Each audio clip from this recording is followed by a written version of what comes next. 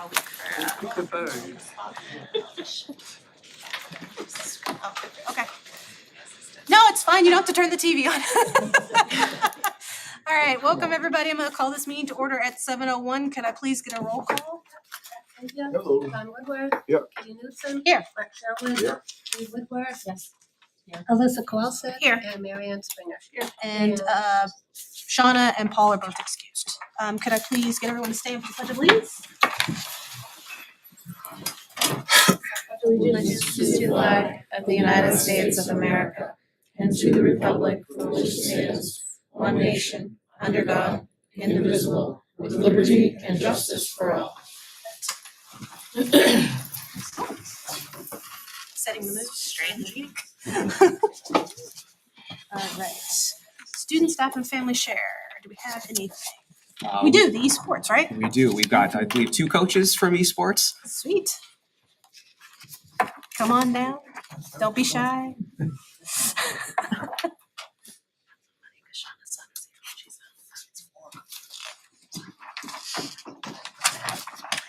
So it's a pretty new student club, and they're going to be talking a little bit about their experiences. But if you guys want to set the stage for us in terms of what we're going to hear tonight or see tonight, maybe even. Sure. My name's Matthew Jablonski. I'm the esports coach over at Timberlane High School. We started this up brand new as of this year with the NHIAA starting to officially support it. They had run pilot programs last year to get it going, but this is the first year that they actually ran it. The way it runs is essentially they have like a season where we did most practices, and then at the end of each season they run it kind of the way they do bass fishing, where they do like a large tournament at the end. Both of those were hosted at the SNHU campus. So at the fall season we played Rocket League, and then in the winter season they shifted the game to Super Smash Brothers, and these were the members that I had for the Super Smash Brothers team. It was a fun way for them to get together in the afternoons after school, play some games, try to get a little bit better, and see how they stacked up against the rest of the state. Of course, on screen there, showing Rocket League, of course. Yeah, so those were the Rocket League teams up on the screen, which these students didn't go with that game. The yearbook photos that we have were all these teams. So, yeah. Question for you. How do you decide which games? Is it something you decide, or is it statewide when you're competing against, or how does that work organizationally? That one was chosen by the NHIAA. They kind of gave very loose guidelines of how to handle it, but they chose the 2 games that were going to be officially supported. Those being Rocket League, which is like car soccer for those that haven't played it, and then Super Smash Brothers, which is a more cartoonish fighting game. Both are played on the Switch, and yeah.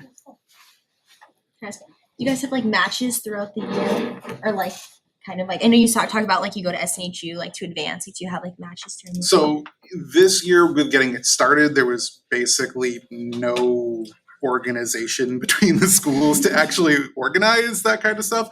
We're starting to actually get better at it. They're setting up better communication between the different coaches, so that hopefully next year we can actually start setting up a few like actual skirmishes other than the practices and then the final tournament at the end. I think cross school normal matches would have gone a long way Mhm. for Yeah, the tournament. definitely. 100%. Yeah, it would have been nice to Because we were not expected for our first match. Yeah. We did not expect the first match to go that bad. underprepared. Yeah, we were like really just used to playing against each other. We were not ready for like the people that we faced there, and like they were like national level. I didn't even know. They're something else. Hey, you pulled it together then. So I'm guessing you guys ate some humble pie. Is this what you're saying? Yeah, but we actually did better than I thought we would. Okay. I'm not to like, self-doubt my teammates and my own abilities, but I just felt like in the first 2 rounds, which were like a round robin, we got absolutely destroyed. Well, we held our own for a little bit, and then once like the better players came in, we got absolutely destroyed. And then in the first match of like after they did the seedings with the round robin, we made it past the first round, which was my goal originally, which is nice. and then we got eliminated second round, but we still put up a really decent fight. We got it down to the last match, which was really cool to watch. So that was fun. And don't sell yourself short because of how the round robin worked, you ended up in that first round being seeded against one of the better teams. Yeah. So the fact that you beat one of them after Who the did- start, In the round one, did we beat seed 4? it was four. Fourth You seed. beat seed 4. We beat seed 4, so that was bad. Congratulations. And then you almost brought 5 to it, almost. close to a tie, and almost took it, but it was you edged out. Yeah. How many other students are on your team with you? We have. We probably should have introduced It was a total of 8. We should have done that. So should we just do that now? Yeah, okay, we'll go. My name is James DeRoche. Hi, I'm Keegan Manthorn. Kevin Boucher. I'm Matt Smith. Then we also had what's DeAndre? We have DeAndre Pimentel. And Max Marino. Right. As Yeah. well as Michael Smith, Michael Smith, and yeah. why am I blanking on his name? He is. My second, are there referees? Yes and Like no. who decides, I like, I didn't even see a referee when I was there, so I don't even know. The I answer don't- is yes. I don't think there was a need for a referee anyway. Well, we did. We did. They bounced Yes, we around did. the stations. We There are did. multiple We did stations need set one. up. You did need one. Yeah, first round. Remember that? I could just see some disagreements evolving Their around. memories of Two blur, kids but- playing a video game against each other. But the SNHU staff actually handles the running of it and the refereeing, Gotcha. as well as Nate with the NHIAA helped with setting all that up. So if there's ever a dispute, we would go with one of them. They'd kind of arbitrate it. So like, is it one-on-one? Is it group? Is there Yeah, strategy? so- all right. Explain this. Sorry, Don. Do you want to try? I'll try next. Yeah, go for it. So basically, the way it was set up, every match against another school, we would pick 4 of our players to compete, and it would go in like a order style. So like, if all 4 of us went up, it would probably go something like me, Keegan, DeAndre, and Matt. That's Devin. Whatever. A for effort. So the first people in line on each team would go against each other, and whoever won would stay in, and then the person next in line would go up against them. The interesting thing about this is that every person has 3 lives, to put it simply. If you lost 1 life in the first match, but you were the winner of that match, you would start the next match with 1 missing. Oh, okay. So you keep going until one team has run out of lives, and yeah, it's called the crew battle format. Alright.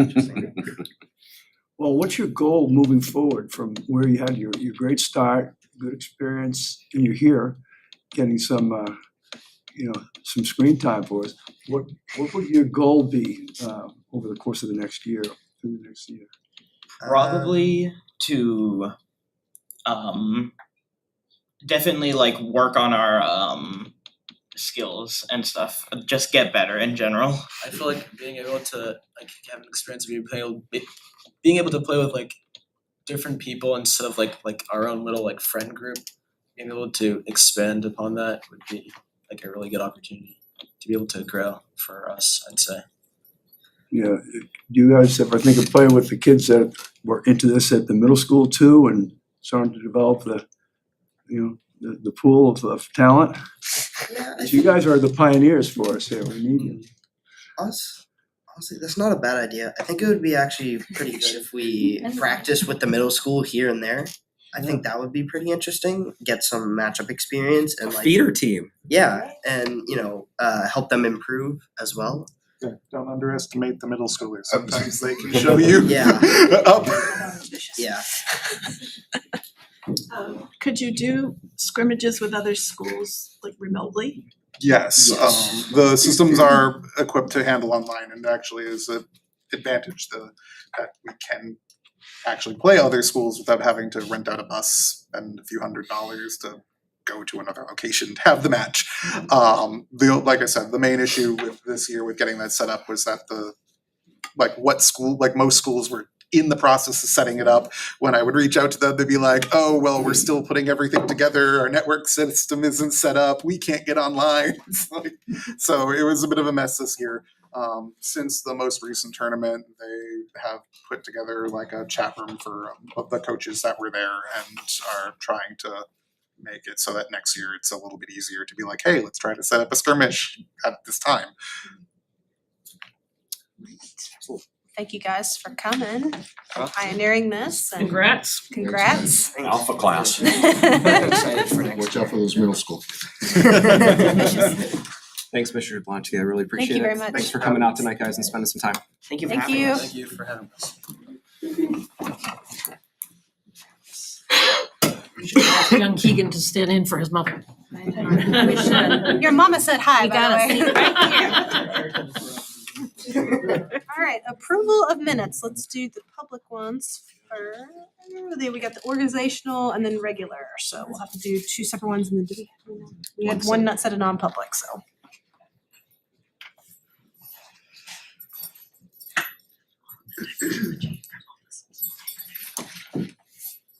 I'd like to make a motion to approve the organizational meeting for March 20th, 2025. I have a motion by Mark. Do I have a second? Seconded by Marion. Any discussion? All those in favor? Opposed and abstain? Okay, then one more set, public.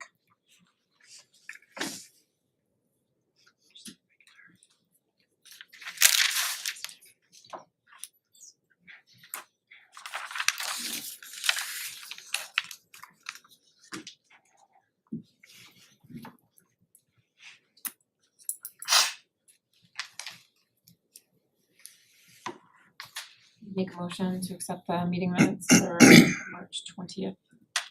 Motion by Bree. Do I have a second? Second by Jack. Any other discussion?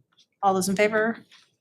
Opposed and abstain. Okay, and then we have one set of public. Well, thank you.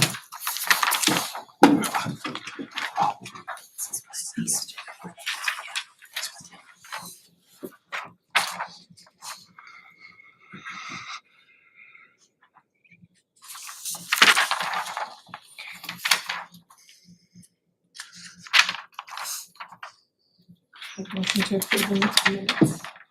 March 20th, non-public. I have a motion by Bree. Do I have a second? Seconded by Mark. Any discussion? All those in favor? 6-4. Any opposed? And any abstentions? One abstention. 6-0-1. All right, pass those back, please.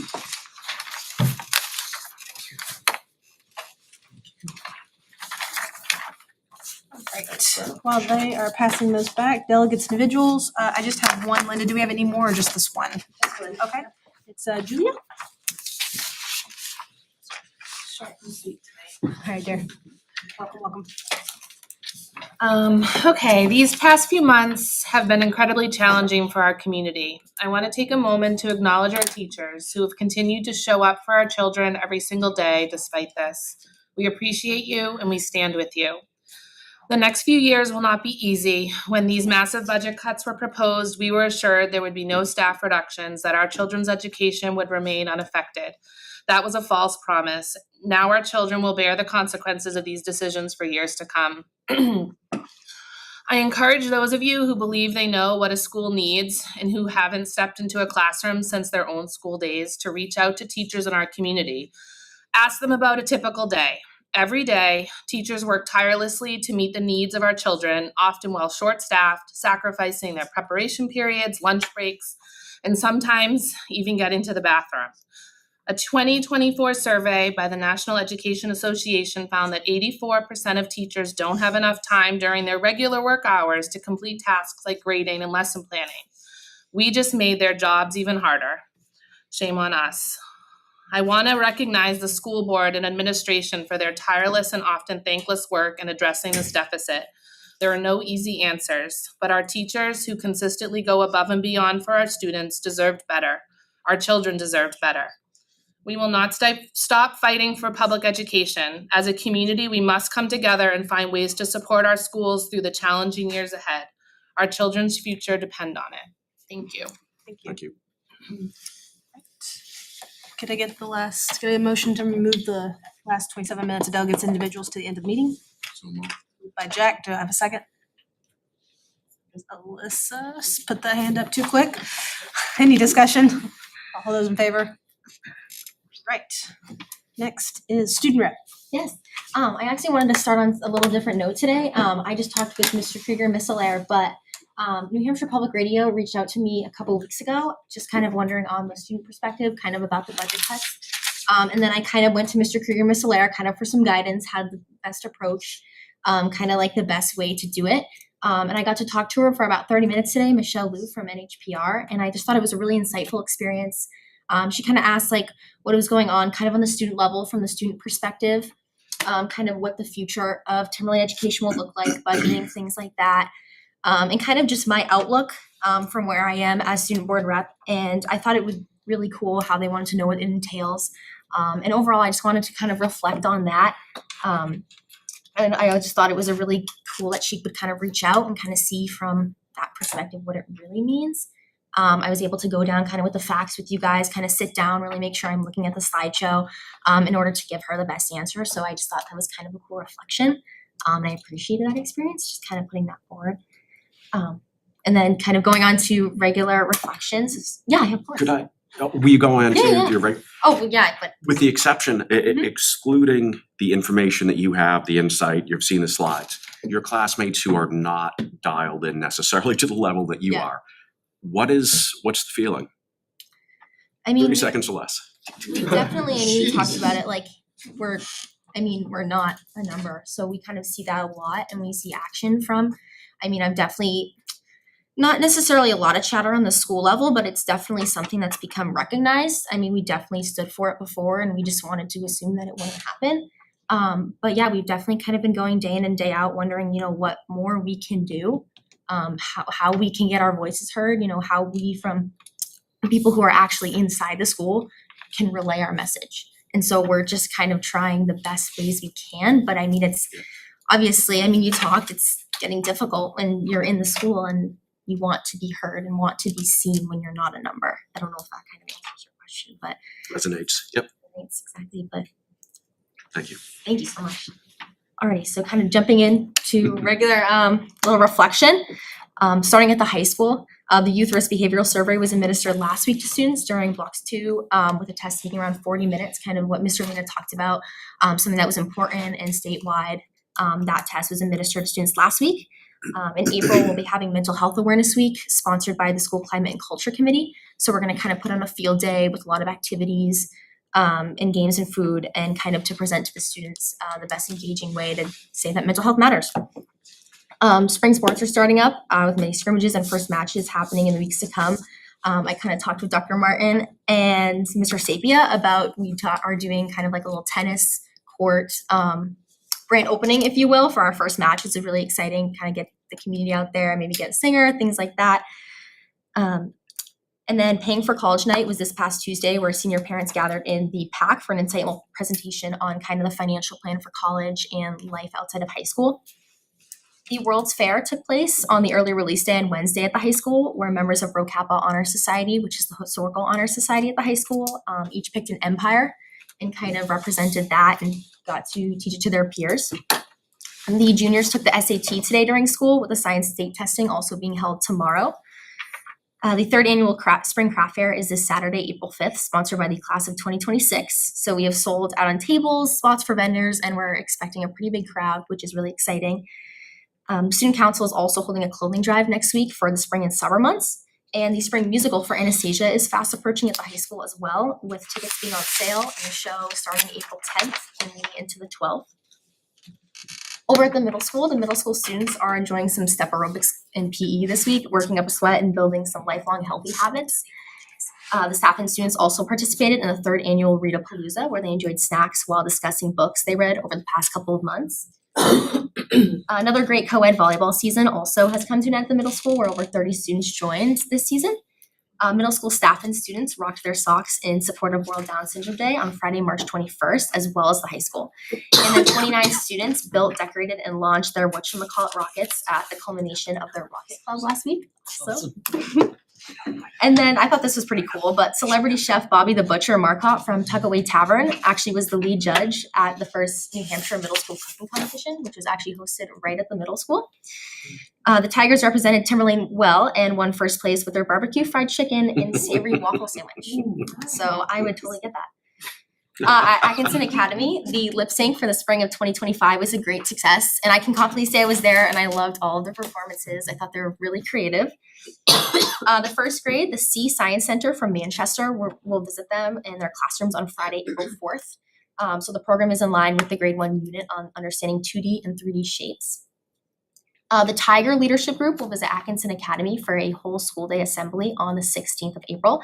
The program is called True Blue You and is a musical production which focuses on the importance of being true to yourself and kind of knowing what's right in everyone's hearts and what's new for you. This production attempts to unpack some of these important concepts through theater and music and dance and kind of those engaging ways to care about themselves and others. And then preschool and pre-K parent information night at Atkinson will be held also on the 16th. So parents of incoming preschool and pre-K students came together at Sandown Central also to meet staff and administration. So kind of with those grades. And then at Danville School, the 5th through 7th grade band concerts held on March 26th was an excellent performance. A special thanks to the Danville music teachers for getting the students from multiple buildings ready to perform on the stage as well. Also a special thank you to Miss Bartlett from Sandown North for conducting in a special T-Rex suit. So it was definitely a memorable night and one that all students will appreciate. Sandown's American Heart Association fundraiser has officially ended, and they raised a total of around $3,720 toward this important cause, which is a great reflection. And a special thank you to all of the staff and family who made this possible. Still at Sandown, Girls on the Run began last week with a total of 24 girls participating. And special thank you to the coaches, Miss Gerzak, Miss Albright, Miss Chaput, and Miss Yankowskis for volunteering your time to run this event. And then the PTA is also looking forward to hosting their Paint with the PTA event this Saturday, April 5th, and 4th graders will be visiting the State House next Thursday at Sandown. So thank you. That's a little school update, so thank you. Very nice. Thank you very much. Right, moving on to business. First thing is the high school canopy. I want to ask about the T-Rex Yeah, no, go first. ahead. Does it hold a conductor thing and with a? I wonder. I know because it's the inflatable one. Yeah. So I feel like you have to picture. That's what I was picturing. It was huge. Yeah. No forte. I thought it was kind of dangerous. Actually. Have somebody on the edge of the stage in that particular thing. Their fall will be Oh, you cushioned. thought they were gonna fall over. That was pretty fun. Kids liked it. So. Apologies for that distracting question. No, that's it's appropriate. So for business, for the canopy, I want to set kind of the stage and just give a historical background, and then Mike Davey from EEI is here to present two really clear options for the board so we can move forward. So in the past, we had brought some bids that we'd received for the high school canopy on August 15th of 2024. We made a recommendation to the school board to accept the lowest bid. That was a bid of demolition put forward by EEI. You discussed that proposal at that meeting and you decided that you wanted to take some more time on it. You revisited that again on September 5th and voted 7-0 to accept that demolition of the canopy for $47,765. As we've continued to assess what the construction and what the safety mechanism looks like over there, Mike has two additional ideas that he would like to present to the board this evening for an assessed scope of the project that would still come in at that $47,765 mark that was voted previously by the school board. So Mike, if you could let us know what has been reassessed and then what the two options the board has moving forward for the same dollar figure. Sure, and I'm going to bring Brad Prescott, who's an architect with Banwell, and consults with us on a lot of the projects here. So basically, I'm sure you can kind of picture the canopy at the front of the high school. It's about 250 feet long. There's, I think, 39 columns, steel columns, that support a concrete structure, and it's about 14 feet wide. So it's a fairly long, fairly wide structure. So the school district put out a bid to remove that structure because the concrete has some cracking in it, and there was concern like, boy, you don't want a piece to crack and fall or something. So it was like, remove it. The columns themselves, the steel columns, they actually come down on both sides on the concrete sidewalk and go to a footing below. So although we priced demoing them, what that would mean is removing the concrete structure, removing the steel columns, and then grinding down the steel, and then putting in concrete to patch it so that the sidewalk is flush. And the thing about concrete, especially that's been in place for 20 years, is you're gonna see all those concrete patches. And I was a little concerned that if we do that scope, we may look at the final product and say, we don't really love the way the front entrance of our school looks. Like, we got rid of the canopy, but now we have ground out concrete. So because of our longstanding relationship with Timberlane and understanding the budget constraints, I want to put something there that EEI will be proud of and say, okay, we did this project. And I personally wouldn't love the idea of 39 patches at the front of your school. So the two proposals that I wanted to put forward, the first one would be that 250-foot section of concrete. At EEI's cost, we'll remove those sidewalks and re-pour them so that it all looks consistent. And then we'll put bollards, about 9 bollards at the front entrance, that would provide some level of, if a kid accidentally drives forward or whatever, some types of, so option one at no additional cost would be EEI will re-pour 250 feet of concrete and remove the columns all the way down below the existing sidewalk. And I think that would look good. It would get rid of the issue. Another option that we wanted to put forward is kind of option two, would be to repair the canopy as is, put a new roof covering over it, and make concrete repairs. And talking to our structural engineer, we think we can get another 20 years of life out of a repair scope. And again, then you would still have weather protection as kids are waiting for their parents or the buses or what have you. So neither option will have an increased cost. We'll honor the original price, but we want a scope that Banwell and EI can be proud of at the end of the day. Alyssa and then Jack. So the steel posts are in good enough condition or don't have any damage that would support that to just replace the concrete roofing? Or are we looking at replacing some of those? Well, the second scenario is to keep the concrete slab up there and basically stabilize it and put a roof on it to protect that concrete so it won't degrade at the same rate that it has. To find an in-between solution, which we've been talking about for quite a while with the committee and the district, really is a non-starter, because once you start to take apart pieces of it and replace it, then you have to bring it up to code. And what's there right now is built quite a while ago. So you kind of end up having to rebuild the whole thing, which is obviously cost prohibitive. And and I know we've talked about this on the walls, little hairline cracks in concrete are okay. Concrete is made to crack, but what we'll do is fix any, if you go with option two, fix any significant cracks with epoxy and then put a new roof membrane on top of it so that you'll get another 20 years out of that concrete. And so that would And the steel- prevent anything from falling from the bottom down Correct. as well, correct? Okay. Yeah, I would, being around here a bit, there used to be another sidewalk out there too, and what that basically did is cars come up and pull up in the morning, there's the line of cars, and all it takes is some brother or sister or grandmother dropping their child off, turn around, goodbye, and step on the gas instead of the brake. So I like the idea of the balance there. I had originally thought we could put big concrete flower pots, maybe put little pine trees in them. I think we maybe even talked about that a little bit. Okay.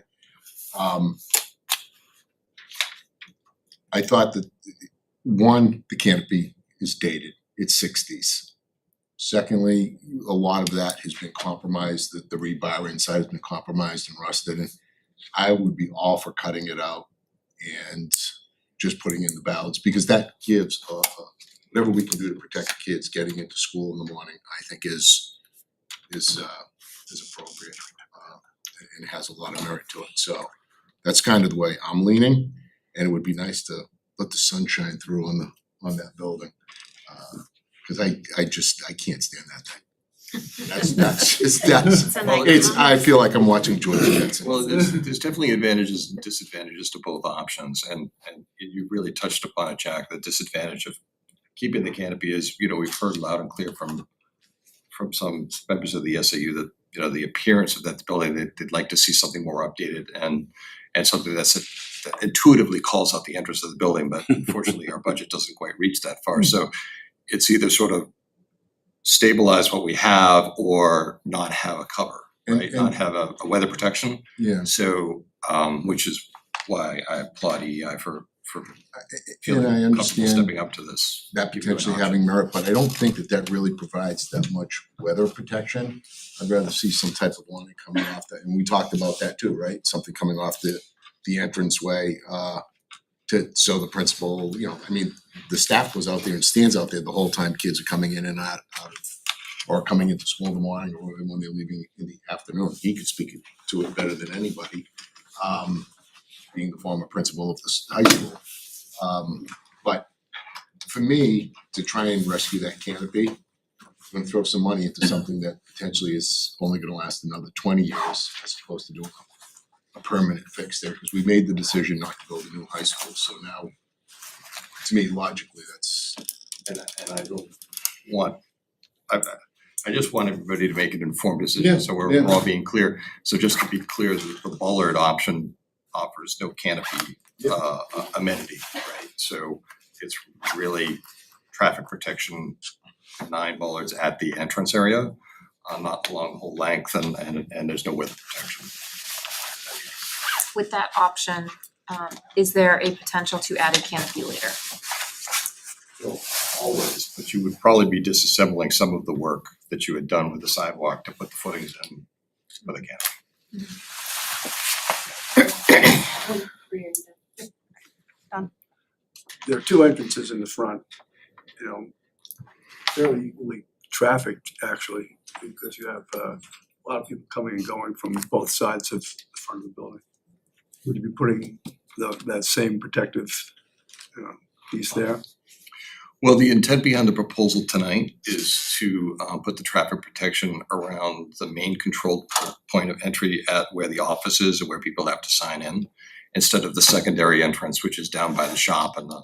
Right, but that's a lot of the teachers park over that way, so they enter that way, and kids exit and enter from that way, and they wait all across the front, not just in front of the office area, which is a confusing area because you have the middle school traffic and whatnot that's there, but so there is more of a potential of somebody coming straight off the road there because it goes the other direction. But as far as another area that has equally important people coming in and out of it, there is an area that probably could be protected there as well.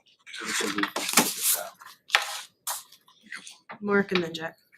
Don, would it allay your fears? And obviously, I'd like your insight if it was a 4 and 4 or a 5 and 5 for the ballards in front of the two entrances, rather than a 9 total just in front of the main, or I'm just spitballing here. So whatever would work. But just to be clear, the 9 is not an arbitrary number. So we looked at a 5 foot, basically a 5 foot spacing, maximum spacing, which is what is recommended for some level of traffic control. You personally have about, I think it's 16 feet between columns. So, I mean, ideally, if you were really doing traffic control, you'd have 2 more bollards between those columns, right? So if we're really gonna be doing bollards for traffic control, then you would want the 9 at the main entrance, which means anything at a secondary entrance in the building, and I understand there's many of them, you'd really wanna add to that number and increase it. I'm not sure if that's. I was hoping 9 was an aesthetic number. No, I didn't come up with that, just kind of like, I like the 9, but. You engineers, yeah. So what I would do is recommend getting a price per ballot. number and see, go out there, tell us how many more we need to run the length of that. Mhm. And because I can't imagine that those are very expensive I have that number. in the scheme of things. What, see? Great Well, minds think I don't have the price number, but it's 46 bollards to run all the way down to the to end of the run the building. entire length of where you have columns right now. So Price question, per ball. I don't have a price per bollard. Okay. And I some think of it that's- depends on which bollards you want. But if we just did that secondary entrance, it'd be, what, another 9 or something? I would, no more than that. Yeah, I that's just my opinion, the way we should. Well, we want you to really look good, I know you feel good about the work you do, so. Maybe we'll charge you extra 9. Yeah, so you feel really good. okay, we'll feel good about that. Mary- This guy's a negotiator. So, what do these bollards look like and how big are they? You wanna have, we have pictures. So, the world of bollards is Fascinating stuff. We have about 2 hours on this. Yeah. Can we pick from the catalog? So, and I want to start out by saying I'm not a landscape architect. This is more of a civil engineer, landscape architect thing. May I pass these out? yeah, go ahead. Okay. This is just kind of some inspirational photos of some bollards. Inspirational. Say that again, sir, for the record. So there's a few different categories here of bollards. We have concrete ones that are fixed with footings. No, those are the ones that they show.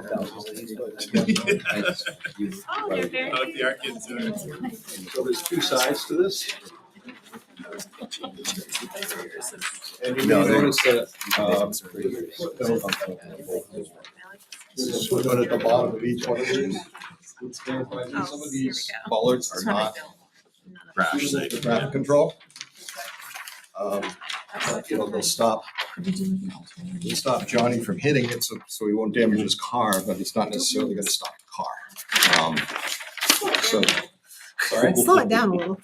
Yeah, it will slow it down a little, but if the car's going 30 miles an hour, the bullet becomes a missile. So, it's all relative.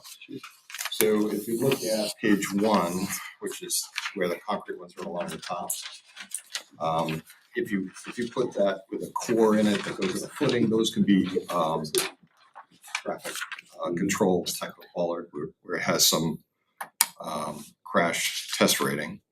The ones at the bottom of that page are movable bollards. Movable meaning that you need a piece of heavy equipment to come in and pick it up and move it. But it's certainly gonna scratch your car if you hit it, and not fly across the sidewalk. Then the other side of that is, you can see some traditional tube bollards, one of which F2 is the kind we don't wanna do here, but I just kind of wanted to compare and contrast. And those can be crash test rated. And then down the bottom, these are sort of a traditional steel looking cover to a traditional tube. And again, it can be designed for crash test rating. And so, Justin, I think what we need is an idea of whether we keep the canopy or get rid of the canopy and put in some of these bollards, and then what style bollards. That's exactly what we need. So to bring it back, this board had already voted to demolish the canopy.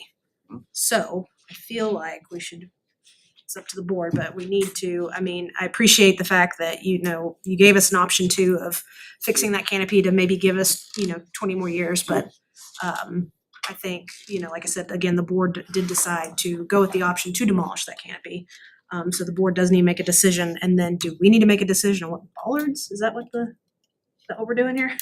It's probably not the same. No, I'm like, go ahead, Mark. Could I just ask for some insight from a former principal and current students as far as the protection for the roof? Is that compelling? Protection for, Keeping the roof as opposed to? I was gonna think, are there ones with like lights? I don't know if does the canopy provide like lighting? No? Just, I don't It's know. not under the free It work, won't, no. Not under? But the bollards. It'll be just, The canopy itself, if I may, Madam Yep, Chair, yep. They're not- the sidewalk is illuminated by Oh, the that's right. the lights in the canopy. But That's- we again, if I may, we have a solution. We have lights in stock that we've been talking about putting on the outside of the building to illuminate the sidewalk. If in fact we we take down the canopy. Okay, I was thinking like with lights, that's probably what you just touched base upon, but if there were like bollards with lights, I feel like that, I've seen some schools like outside. There are ones Classic. with lights. They're Plastic, okay. very expensive. Yeah, they're very expensive. You have to trench. Yeah. Yeah. Um, Oh, cause you Oh, gotta and get lift it. electrical. Yeah, we have to get the power out there. I've never been a big fan of the canopy from the beginning. I always thought it kind of looked unattractive, and it was not the most effective weather shield anyway. It's very seldom to Restrict everything out. comes straight down. So, and it's been looking dangerously weak for, when you see water coming through, the concrete. It's a little scary. Yeah. And dripping through the light. So I wouldn't miss the canopy. I wish we had some good coverage for the entry area, because you would have some advantage to having, when people are waiting longer for rides at different times of the day, some opportunities to stay shielded from weather and still see what's going on. I think that I'd be just as happy with the safety of the bollards.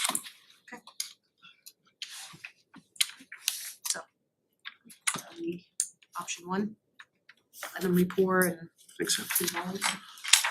Okay, then could I get someone to motion to approve the revised scope of work for the high school canopy project, option one, and to allocate FY 25 monies to fund the project, maintaining the original project cost quote of $47,765. So moved. Moved by Mr. Sapia. Do I have a second? Second by Alyssa. Any other discussion? Should, I just, Wait, Paul. apologies for getting held up. The, Oh, you're fine. so this would include bollards. Correct. I came in on the 9 bollards discussion and, and then, This would include the 9. we're not picking that design now. Correct. And then they say can be designed, and I've done work where we've done planters and bollards in front of buildings for protection of people inside the building and just, so they can't crash into the building, whether intentionally or not. Is that in that, what kind of bollards are we talking about for 47? Would they have any kind of protection from driving through them? Right, so did you get one of these? Yep. Yeah, so It says can be, I didn't know what that meant. that means, well, so some of these you can't. So the movable ones you can't get a crash test rating. The rest of them you can. I mean, that's the short version of it. So yeah, that was the intent. Okay. And we'll commit to any of the bollards on this sheet, any of these styles, so for cost size. Thank you.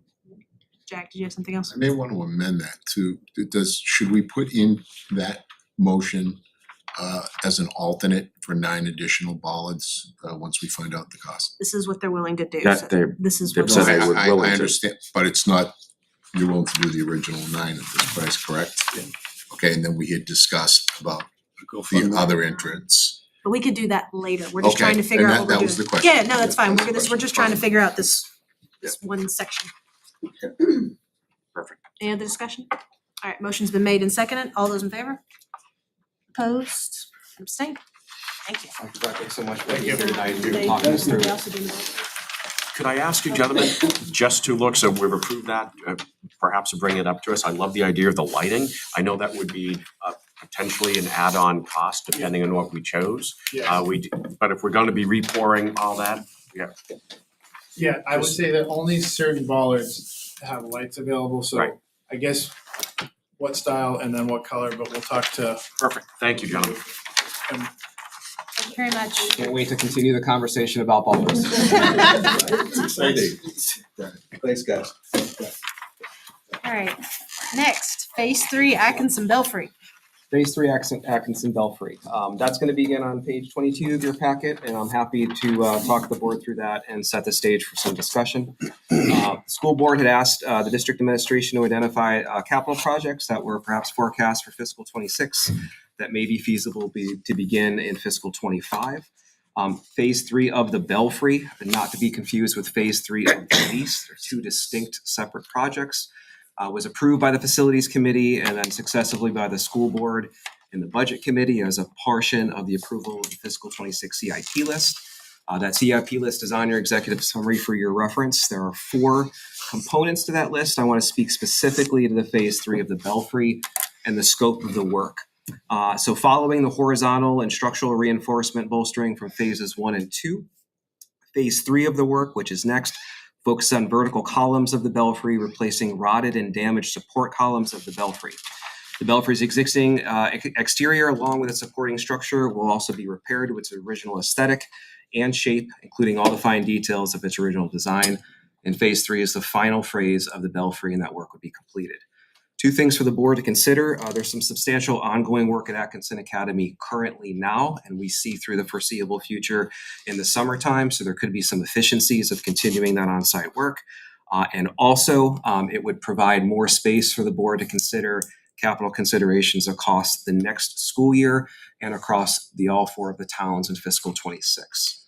So what the board's here to discuss tonight is that should the school board consider allocating fiscal 25 monies to fund phase 3 of the belfry prior to June 30th of 2025. I'd also remind the board that there'll be a delta in the lease this year of about $1.8 million. The cost of the belfry, as it's estimated here, is $641,740. It's the information that I think the board needs to have the conversation. Myself, Dr. Martin, are happy to answer any questions or provide any more information that the board would need. You just referenced the lease, but you specifically said this phase 3 is not phase 3 of the lease. Correct. So we would not be using funds for that? So phase 3 of the lease, right, is accessing lease money to do projects and phases over time. The board just recently approved phase 3 of the lease, and I'm going to bring a contract before you soon. There's also been ongoing work specifically just for the belfry. There's been a phase 1 of the belfry, a phase 2 of the belfry, and what is on the CIP list here in front of you now is phase 3 and the final phase of just the belfry. Does that answer your question? She's asking more than What's the question? Yes. Yes. If the board made a decision to move on it this year, I'd recommend that we would find the funding in the delta of the lease money this year. Right now, it's forecast in CIP next year. Can I? Okay. Hold on, wait, hold on. And then just commenting that due to articles of agreement, this work needs to be done because we are mandated to keep that up to date and appropriate. Mm-hmm. Is that correct? Jack. So basically, the money's gonna come out of this year's budget, is what we're doing, what we're recommending, because there will be that delta that you spoke to, Justin, from the lease. With that said, Justin, Dr. Martin, Chris Roy from EEI, along with the principal at the academy, was gracious enough to give me a tour. Where Chris, you got the special look. I did. Can't help myself, but I got up in there and one of the things that it's pretty rotted up top. It is listing. I don't think it's not in danger of falling over, but when you see something like that leaning, the sooner we get that done, the sooner we can move on. So I support the recommendation of the superintendent to move forward on this, especially whereas we have our challenges moving forward for the rest of the year and 26. Bree? I know in CIP. Marion, were you? Yeah. Okay. No, Bree and the Marion. So I know in CIP we discussed this a lot, and it was trying to coordinate with the Atkinson roof work because of the belfry and the HVAC, and combining all of that with when we already had a crane there and when we already had the workforce there. So again, if this fiscal year is when that work is going to be done, it would just make sense to coordinate it together. So I was gonna ask, I think you said the estimate on the belfry was $641,740. And it seems like we've been talking about this for a while. Is that still a reasonable estimate, or as Bree said, might there be some cost considerations if we do it in conjunction with the lease work? Yeah, we haven't had any update that the estimate would have changed over the course of time. Dr. Do you have anything to add to that, or that's still more stable? That's our number. Okay.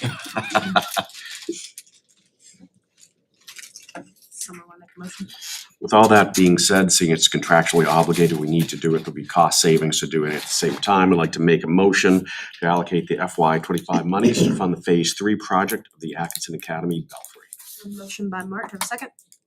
Second by Jack. Any other discussion? Yep, Mary? I have one other question. Are you anticipating any other fiscal year 26 projects or purchases to be moved forward to fiscal year 25 at this point? If that's the direction of the board, yes, I don't intend to bring any projects back currently right now. Any other discussion? Alright, all those in favor? Opposed? Abstained? Okay. Next, utility van purchase. Go ahead. Thank you, ma'am. So once again, I want to thank the community. I want to thank the community member who brought forward and made a connection for us with a different auto vendor, Central Chrysler Jeep Dodge in Rainham. I called them immediately the next morning and had a conversation with the dealer. We went back and forth for quite a bit until he called back and said, yes, I do have a vehicle. So it was a little bit different, but we did it. What I brought forward before you, and I just require a little explanation. The van cost is the exact same vehicle we are looking for at $47,428. And the van cost of the Bonneville from the last meeting was $52,876. The deal for us that has really sold this for me was the roof rack, ladder racks, and all the HVAC racking, is that a word? I'm not sure, I just made it up.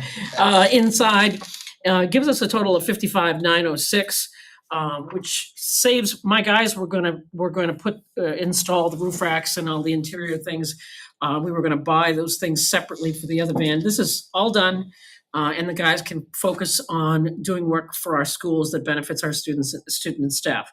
So my ask of the board is to approve the purchase of the HVAC van at $55,906.25. Agree. So just to clarify, this is a higher number than before, but that's because we are getting all of the included. Correct. Otherwise, the price was like $64,876 if we were gonna use our budgeted van money and then use equipment money to buy the other pieces and install ourselves. So this is just a better, yeah, what's that? Yes. She just answered my question. Savings of 9,000? Yes. And just for clarification, the potential insight that was shared at the last board meeting, you went down that avenue just to make certain that I understand correctly. And the pricing was not as advantageous as had been suggested, like for like. They weren't matching up. It was an issue of the availability of the vehicle. Okay, so. My first call was that we do not have a vehicle available. Okay. We won't until next year, December. And then a couple hours later, the call came back saying, I've got a van, it's exactly what you're looking for. And they are holding this van? They are holding this van. Okay, Yes. yeah. Yes. An unspoken agreement that they're Yes. holding, okay. So a couple things came out at the last meeting, and it just relative to the RFP process. I understand how you can miss the state bid stuff, you sometimes forget about that, but we should be, and it was part of the procedure that we discussed, always reaching out and inviting people to participate in the bid, because these dealers understand about the state opportunity, so they get a little bit more aggressive in the bidding process. But with that said, I'm still concerned about the actual need for it. We talked about an overlap of two different shifts, and I'm just wondering if it could be as simple as starting one guy a half an hour earlier and starting the second shift a half an hour later, so therefore there would be no overlap, therefore no need for the second van. And then the other thing that I took from this, and then I'll be all ears, is we have 3 buildings that have basically brand new HVAC units. We're gonna be putting about $1 million worth of controls into each one of these buildings. I would think it would serve breakfast to the employees for the amount of money. How much work is there actually with the new systems relative to filters and I remember our former facilities director said he spends 2 hours in the morning just in front of the computer screen looking at all the technical data, and that doesn't take a vehicle. So I really wanna understand the need for the vehicle prior to me. I mean, we have so many needs. I wanna make sure we're allocating our resources in the right direction. So I spent some time talking to each one of our maintenance people about the vehicle that they drive and what it's used for. It's their office. So for example, the night HVAC individual had purchased a heat pump and did not have time to install it, and I don't remember the name of the school. So it was in the van. Right now, the day guy came in the next day to do something else, open the doors, and the heat pump's in there, and he can't get the materials that he needs without removing that heat pump and putting it into storage and the back and forth. So as mother would say, it's your time or your money. We not only from that standpoint, but the guys stock their vehicles with common things that they need for repairs. They get a call, electrician gets a call, and it's a whatever. He's got the conduit, and he's got this, and he's got that in the van, ready to go. Time. It's an efficiency. And it's the same thing with Glenn and his repair van, and it's the same thing with our HVAC people and Blake, who's doing a myriad of everything from plumbing to wall repairs to whatever. It's their office, and they have their things in there. They sometimes will even store things in there instead of bringing them back and forth inside of the high school. That is one issue there. When you talk about the HVAC systems that we have, though we have spent some serious money and done some great work, we have some systems that are very, very much in disrepair. Beyond the preventative maintenance schedule, which is pretty intense, I just met with the team again yesterday, and we're talking about the rooftop unit over at Pollard in the gym. That is a constant issue. I went up and did a tour of the attic with the health inspector when we were doing the inspections, and some of the guys had their tools up there because they were up there during the heating season with some frequency. There is plenty of work for a full-time HVAC technician and the evening technician. And if it is the desire of the board and the superintendent, I can actually provide work orders, the number of work orders that each of our HVAC people are attending to. I also want to very quickly talk about the concept that you mentioned last week, 2 weeks ago, of the use of pickup trucks. One of our pickup trucks has a dump bed in it, not suitable for tools. Another pickup truck currently has one of the sanders on it, as hopefully we're not going to need it. And the other pickup truck, the sander was removed because they're doing all kinds of work with it. It's not an appropriate technician driving vehicle. I've never seen an electrician or a plumber come to my house with a pickup truck. I was referencing the size of our fleet, not the use of each particular vehicle with how they could be interchanged. Thank you. What I'm hearing is that this is needed, and it would make their jobs easier and more efficient. Not easier, but more efficient. More efficient. needed. And this is part of this year's budget, which went through the budgeting process, which we approved and the budget committee approved.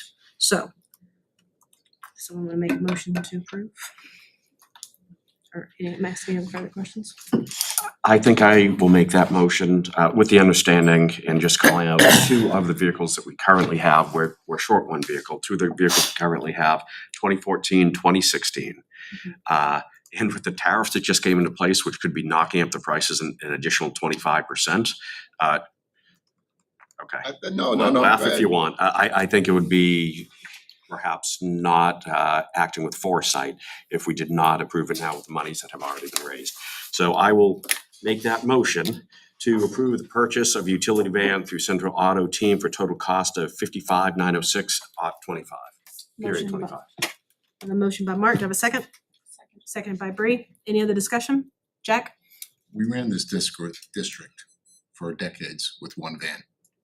And now we're gonna have 5. I have no problem, like I said, allocating money to, because God knows we need enough around here. So that's all. We also might have ran this district with one van, but we also severely did not take care of our buildings for that same But amount one of has time. nothing to do with the other. But I mean, I'd like to see it costed now. All right. Did you wanna say something? Yeah, I was just, when I was there in the late eighties, we had a couple vehicles, so I'm not certain whether one van, whether there's a horse and buggy during your stay, or I don't know. Jeez. Oh, Jesus, so now I get the shot. All right, motion's been made and seconded. Any other discussion? All right, all those in favor? Opposed? One opposed? Any abstain? All right. Moving on, recount results. Recount results, I'm happy to review with you. It's on page 38 of your packet. If you recalled, it was focused on Article 2, the operating budget. In our Article 7, the fund balance retention, and that was by petition. With respect to Article 2, the operating budget, there was no change to that article. And with the fund balance, there was a change of 6 votes. And that went from a tie of failing with 6 in the positive to pass. So that means, so this does not revert back. So originally, I think we had a ability to retain 2.5%, correct? That is correct. So when the 5%, up to 5% passed, that pretty much null and void that. So now that this has failed, we have zero ability to retain anything, correct? Yep, that is our understanding right now with our legal counsel, is that it does not revert back to the last voting decision. It reverts back to terminating the percent that was in the warrant, and it terminated the 5%. So we're at a 0% currently. Okay. Any questions, comments, concerns? Don? The comment is that what a shame, but the vote is a vote. Yeah, I'm sorry. No, Paul, go. I like how you call her Madam Chair. I'm gonna bring that back. It's an old habit. No, I like it. Probably purple band. The whole process, though, whether you like the results or not, I thought were fascinating. I know you were there, we were out there. Like, I thought, for the people out there that don't know what that's like, it's, wow, it was run by a bunch of people interested, and some had a desire to see the vote go one way, and some had the desire to go the other way. But the whole process was not about that. It was about a group of people coming in and making sure this is accurate and fair and the right results. And one changed because the tie goes, I think tie is always a no because it's going to be a majority. And that flipped to yes. Whether you like it or not isn't the point of my comment. Is just that it was a group of citizens and volunteers and other people getting together and making sure that this process works. And for me, I thought that was good. It's what local government should be. And that it was a good day, whether you liked it or not. It was the results. I thought it was good, and thanks to everybody that went and was there, and the folks from the towns that were there, and it was well run, and it did what it was supposed to do. All right. Moving on. Fiscal year 2026 budget. Fiscal 26. If you could just give me a moment, I Yep, just go want to ahead. get the slideshow rolling for you folks, and I will, just so I can talk with you easier. Yep, go ahead.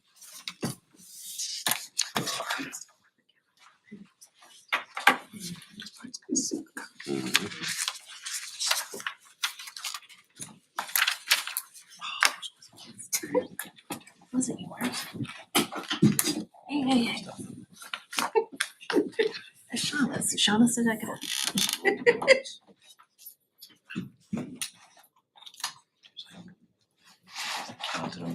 Go.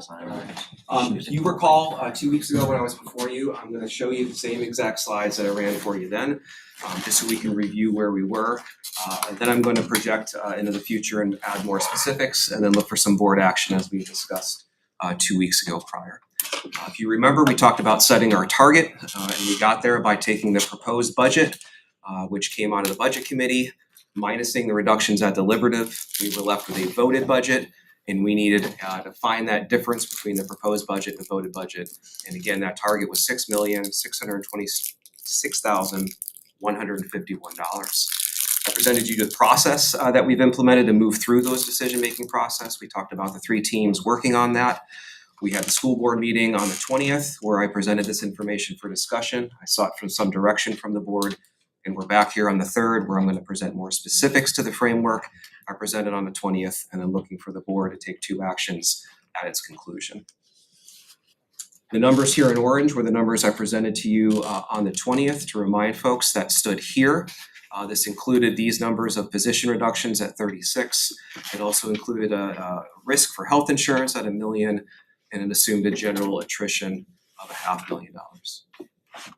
Also reviewing from 2 weeks ago, our principals and directors found 172 discrete line items. That total is there for you in orange. I detailed some of those pieces through the elementary, the middle school, the high school, in terms of supplies, equipments, shifting field trips, cost to families, eliminating a planned CTE transportation to Pinkerton Academy at the high school, reducing some pieces in athletics, reducing the instrument overhaul in music and slowing the purchase of new instruments, and reducing the curriculum budget by 45%. I also went through a framework for transportation in terms of reducing that budget number by $900,000, reported out assuming a primary vendor risk in terms of the increased drivers, and the geographic route risk in terms of where those students would actually be residing in our communities and to which schools we need to get them to. We also looked at $1 million reduction to capital. I informed the board that through the CIP and the delta in the lease, we could still plan to fund all projects that were planned in the lease and in the CIP list. I want to remind the board that lease ends on 2043, and we had initially discussed multiple phases of the lease, small cost control pieces that schedule over time. Gave you a summary that we still had a variance of $428,540, and I asked for direction from the board about whether you wanted me to go back and look for increased positions, increased risk, or increased reductions in capital. I think it was the clear consensus of the board that you did not want me seeking any more reductions of positions, and that you wanted me to prioritize the risk piece and then perhaps have a discussion about capital.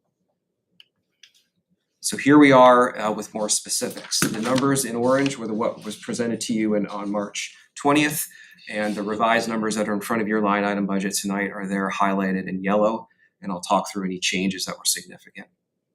That new dollar for salaries and benefits now stands at $3,828,942. That's a reduction of 36 positions up from, a reduction of 37 positions up from 36 prior.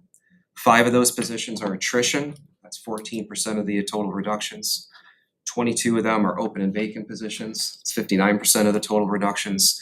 And 10 of them are reductions in force.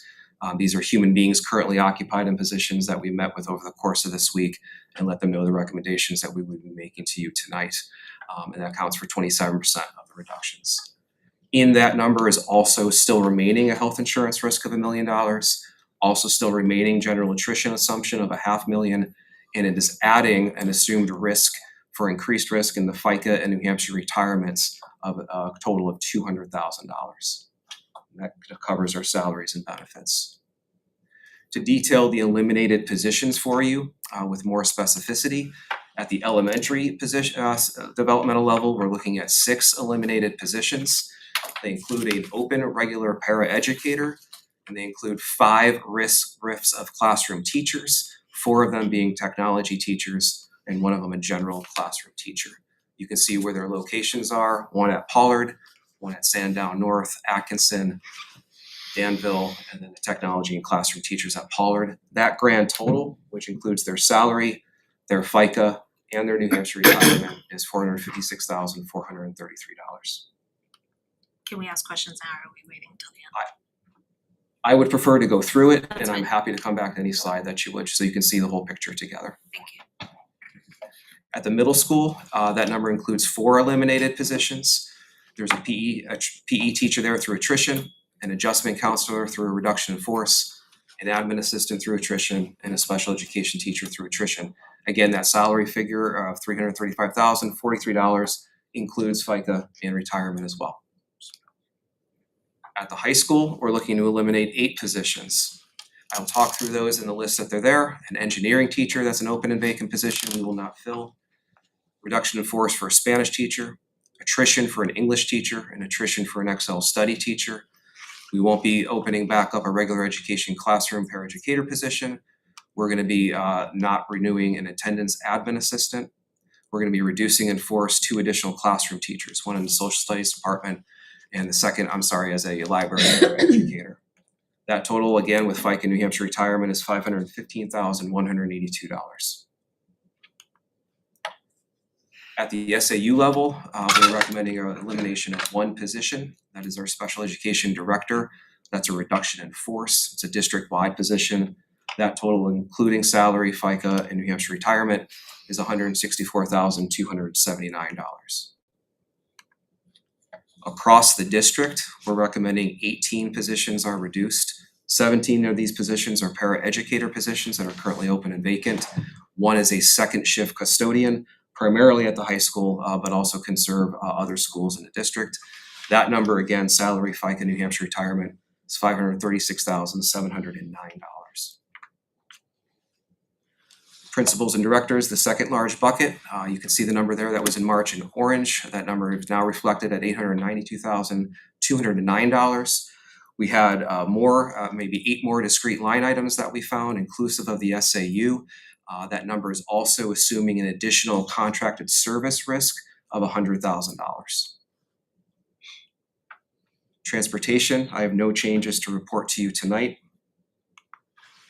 And capital, I have no changes to report to you tonight. So looking at the summary, as we did last 2 weeks ago, we have our total positions and benefits, our capital, our principal and directors line, our transportation. For the grand total, that is exactly the target. It leaves us with not a variance. 2 percentages, I just wanted to point out as information for the board and the public. You can see the percent of the reduction for each of those major buckets there. For instance, salaries and benefits is making up 58% of that $6.626 million number. And I wanted to juxtapose that with the percent that that bucket makes up in our total budget. So you can see where some of those things were disproportionately attacked by the admin team to bring to you. So whereas staff is 73% of kind of where we're at, the reductions accounted for 58%, which I'd argue for you is a disproportionate, and vice versa some other ways. What I'm looking for tonight is some action from the board to approve the elimination of those 37 positions. That'd be effective June 30th of 2025. And then also to approve the presented fiscal 26 budget plan so that we may align to the voted budget from March 11th. Be happy to talk through anything that was just presented. Listen, are you able to go through these positions and tell us how this is gonna affect the learning environment? So like, for instance, the elementary, we are eliminating the entire technology department. Let me walk you through that. Thank you. So with the technology teachers, right now we have a model where we are delivering the digital literacy or the technology standards through technology teachers that hold one UA over the course of a trimester and then partner with classroom teachers trimesters 2 and 3 in a push-in model. So these are not teachers that necessarily have folks as teachers of record for an entire class year. It's not gonna have an impact to class size at the elementary level. The impact it will have for us is allowing us to think about how else are we gonna deliver these technology standards. And we have got some concrete ideas of how we're gonna be doing that, Alyssa. Just kind of to jump on that, were these technology teachers utilized to break teachers to go to meetings or required special education things? Are they utilized to sub a teacher where we wouldn't have to get a sub for the day or extended? No, they're classroom teachers, and for one trimester, they'd have a schedule of unified arts classes, and for trimesters 2 and 3, they're pushing into existing classrooms with classroom teachers and co-teaching with them. I've been in some of these discussions with you where we were talking about positions versus assuming risk. For the average person watching, that may seem really nuanced and like a shell game. So could you give a remedial explanation as to what this means when we decided that we were willing to assume an additional, say, $1 million risk in healthcare risk? The benefit obviously being able to hold on to some of those real people that are in front of our kids. But on the other hand, we're assuming, go. So let me do this first. Alyssa, the last person on that list was just a classroom teacher, and it's at Pollard. That is that is connected to the large bubble that we've seen come through Timberlane. This is the last year of that. That reduction in force there is also not gonna have an impact on class size. Okay, thank you. To Mark's commentary, this might be the good place to start, right? Is you look at those four major pieces, the salaries and benefits, the capital, the principals and directors lines, and the transportation. They all need to get to that number.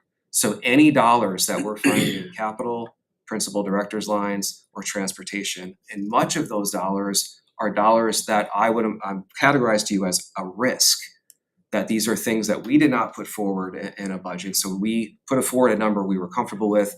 This is a reduced number. We're taking a risk that we're gonna be able to have the funds in that account to meet the needs that are in that account. But every risk we can take is a conversation on our end about staff we can keep. So it's really about having those conversations about what are the least impactful decisions we can make, knowing that there's gotta be some number that is large in salary and benefits, or else the risks we're taking are not gonna be feasible and it wouldn't be responsible to put them before you. Does that answer? Yes, what happens if we end up on the wrong side of the coin?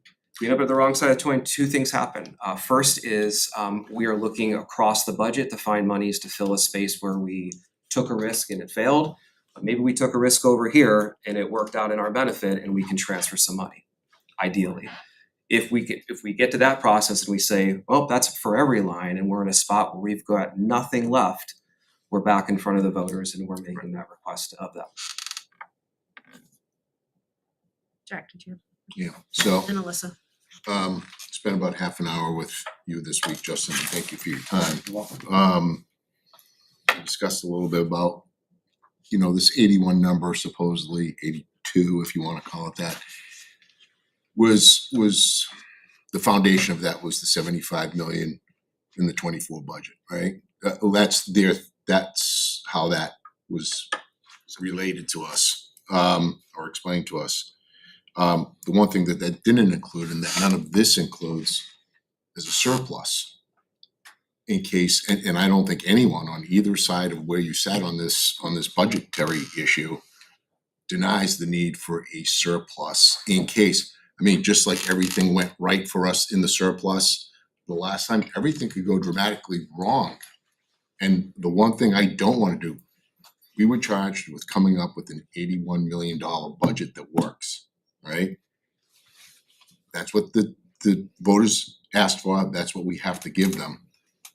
I do not wanna go back to the voters and say, hey, we overexpended, and that's basically what you were saying we might do if things don't work out.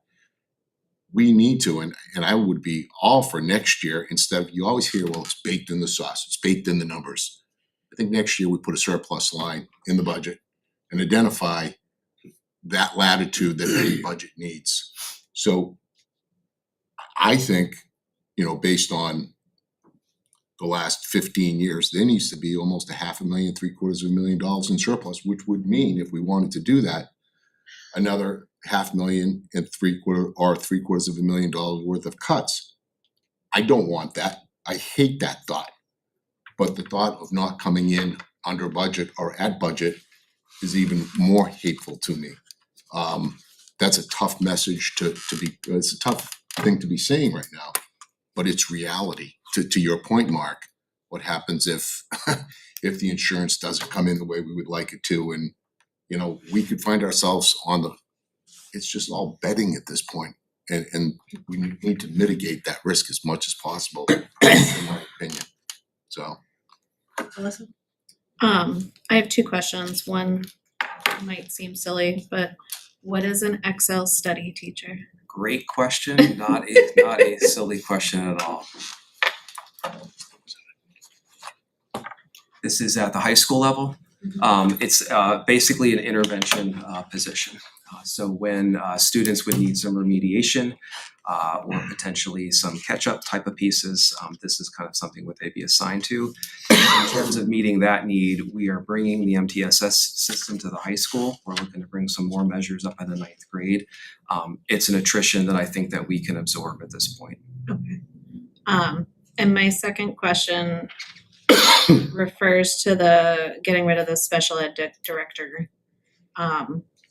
I'm not 100% familiar with all of their duties. So how, by eliminating that position, how are all of those duties gonna get split up? Is it gonna be by school? Is it gonna be, like, how's that gonna work? I don't know how else to word it. Good I question. can let you know what the primary duties are, and that I'm confident we're gonna be able to distribute and absorb them. That position really serves three foci. One is they're the contact with the Department of Education. So that is primarily around compliance. They are the point person in the district for that piece. The second piece of it is that they manage a large portion of the school district's budget. Having those type of numbers and being able to put the budgetary figures together is a large part of that role. And the second is the idea of setting process for both families and students, what their rights are and eligible through the process, and what the rights of the school district are through those mediations. Those are the three primary roles, and I'm confident we're able to do it. We're atypical in the sense that we have positions that have some redundancy at our SAU level that are not in other districts with regards to student services and with regards to special education. Okay, so are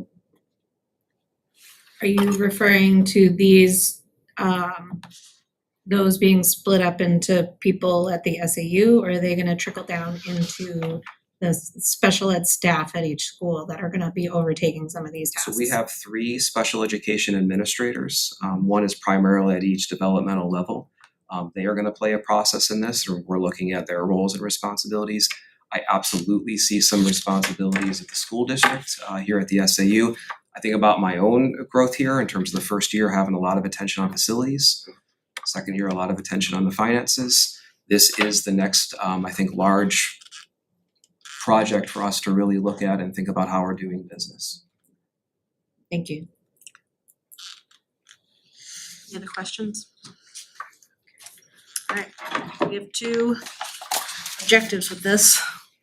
We need a motion to eliminate the 37 reported positions effective June 30th, 2025.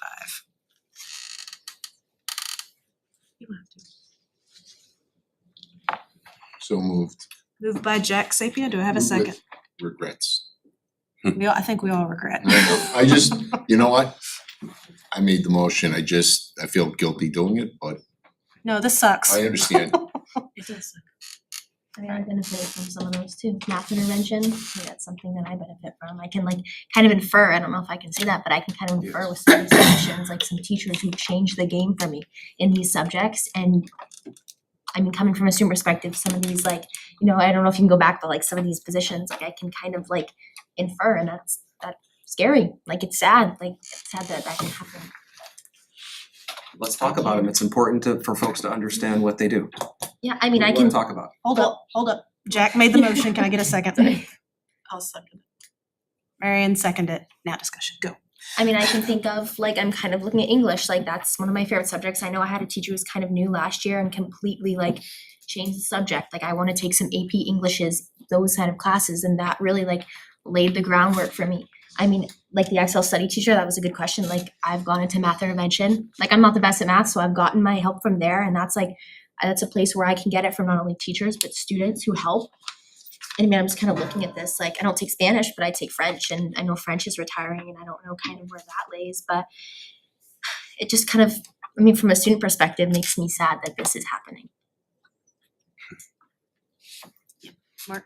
Thank you for sharing that, because that's a perspective that in a lot of this discussion maybe made up 5% of the bandwidth as we're talking what it actually means to the students and to our community. So I appreciate that. These are the cuts that we unfortunately had to charge you with making, and I will be a bit of an echo chamber here and be a little bit self-indulgent, but for those individuals who dared stand up in front of the community and said they had the solutions and that they did not involve these type cuts, you're either purposefully ill-informed or your intent was not pure. I'm calling you out. Marion? Yeah, I'd just like to say that I've met several times with both Mr. Krieger and Ms. Watkins, both before I was a board member and since I've become a board member. And I think they have really gone through the budget with a fine tooth comb many times, over and over, and have looked for the best and least impactful ways to meet the voters' demands of this $81.9 million budget that was put forward and approved at deliberative, and appreciate their efforts and the teams that support them, because I know they involved a lot of people. And I do believe that what they are putting forward is the best way to deal with the current situation. Listen, I just wanna clarify something. So with the vote that we just made a little while ago to move up the Belfry project, so that will now no longer be on the CIP list for this budget that we're talking about right now. How does that affect this 1 million of capital that we're, You're right here. What this is looking to do is reduce the capital, the CIP line by $1 million, leaving about $800,000 in the CIP line for the next year. Okay. When you look at the 800,000 in CIP, you look at your lease delta next year, about $1 million in the lease delta. You put those two things together and you've got $1.8 million. I think you still in your packets have the CIP list for next year. And if you're removing the Belfry Phase 3, you could do some quick math. 1.25. So you've got a differential there of about a little less than 6. so my question is, can we move things around more? Or is that not possible? Not now. Okay. Well, at the end of the day, it's a bottom line budget, is, right? yeah. So this is doing the math, how to get there. and Yeah, then- I don't 100% obviously understand it all, that's why I'm asking the question. That's it. And I didn't know if that would allow us to eliminate some of the positions that we have on the list, to keep them if there was any way that would work out. I don't know. Unfortunately, no, not right now. Right, Marion? Would it be fair to say that you'd already factored that in as a possible solution, was moving that project forward, and the remaining funds are enabling you to do the rest of the fiscal year 26 The rest of the projects? fiscal year 26 and having some Leeway. some contingency for Yeah. emergency. Thank you. Yeah, Jack, go ahead. I refrained from going down the road Mark went down, although I echo your thoughts on all of that. And as I see things out there, people are saying, how can we further reduce the budget? I think a better way to approach it is, how can we fund education appropriately? So this is a tough exercise for all of us. We're all passionate, or we would not be here. To Paul's point, people on both sides of the equation walked in that room and we all treated each other with respect and dignity. This ultimately is about you. So this was not everything that played out was accurate, and I'll leave it at that, to be as diplomatic as possible. Don, go ahead. Yeah, I mean, I listened to you speak and I appreciate, you want to have your voice and you want to make sure people understand that what you might miss. Somebody might miss what you were able to have. I looked at your question about an Excel teacher, and I think about what that is. That position serves kids that don't fit in a lot of the supports that we offer beyond that. It's a very flexible position. Might be working with a student who has a real hard time communicating, standing up for themselves, being able to ask a question in a class, needing somebody to be that person who goes between the classroom teacher and the student to clarify that the student knows what they need to do, and then to verify that the work got to the teacher. And it's out of caring, it's not out of discipline, it's out of recognizing a student's particular needs. And that's when I see all the paraprofessional positions, and I see the kids who need the most help, and I see those positions become unavailable, should we be able to find somebody to do them? Or, when somebody resigns or retires, that we don't replace that position, because that same work has to get done, but who's going to do it? Is it gonna be a friend? Is it gonna be a parent? Is it gonna be a volunteer? Is it gonna be a teacher going beyond what they would normally do? It stretches people very thin. And that just becomes part of the drain that can happen over the course of a year, over time, of people's energy and effectiveness. So there is a cost, and I'm not here just to cry about it. I'm here to try to explain, that it comes down to some pretty basic things. The attention that students get when they need support across the board. Our top kids, our average students, and the kids who struggle the most. So when I see a top student recognizing who's gonna light the fire under somebody else who wants to challenge themselves like I did.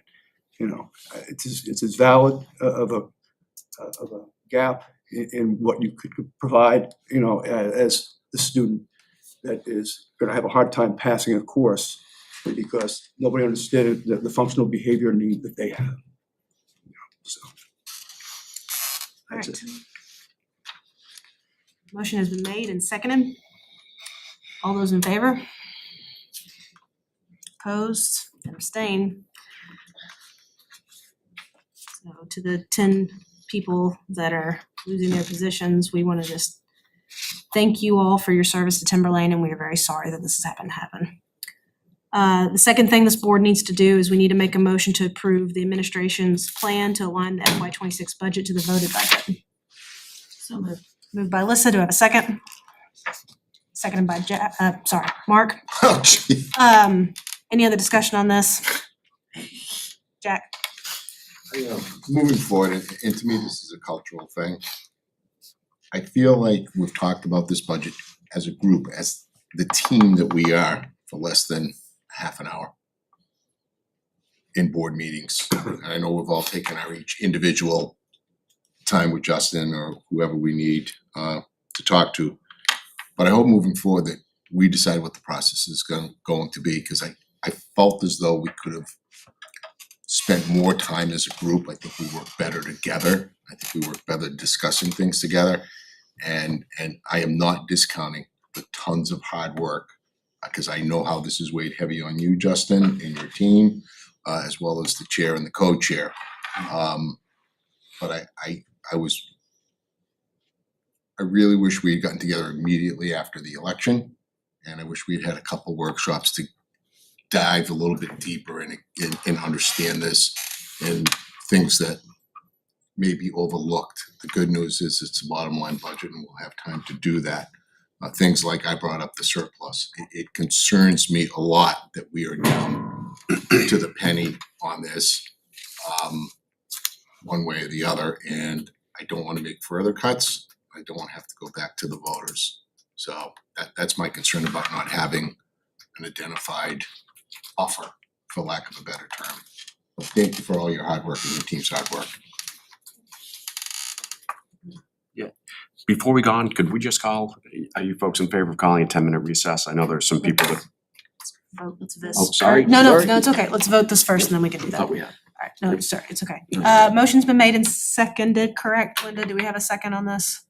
Mark did. Mark did, okay. Any other discussion? All right, all those in favor? Opposed and abstained. Okay, now you can make your motion.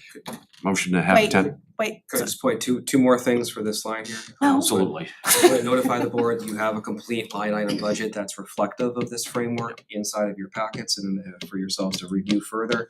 And second, as a number for you, we have eliminated 54.5 positions during this budget cycle. It's the 17.5 that we brought to the budget committee and came out of the proposed budget, and 37 positions tonight. 54.5 positions over the course of one budget cycle. Can Justin? quickly. Yeah, quickly. Justin, you did a great job of explaining when you pointed that out to me, and I asked the question, how did we do that? And you said by, if I remember correctly, driving efficiencies into the park. Can you explain that just for the general public, how? Because some people are gonna be out there saying we never needed them in the first place, so can you help us with that a little bit? I think it's really simple. We're here because we are required to meet a voted budget. And these would not have been reductions that we would have brought forth otherwise. We didn't bring them forward to the budget committee. But this is where we are. This is our plan to try to meet those needs in the least impactful way that we're able to. And in addition, to achieve efficiencies as we're doing that, to continue to plan for future budget cycles. Thank you. Because I don't need to remind the board, we're engaged in the next budget cycle already right now. First check from that cycle, the fiscal 27, I informed the budget committee, will be cut 15 months from now. And the last check from that budget cycle will be cut 27 months from now. So it's a challenge to be able to do. Good. Thank you very much, and thank you to you and your team. This has not been easy. Mark. Okay. Third time's a charm, man. Yes, there we go. Motion to take a 10-minute recess. I'll second it. Any other discussion? All in favor? All right, opposed and abstain. All right, we'll be back at 8:47.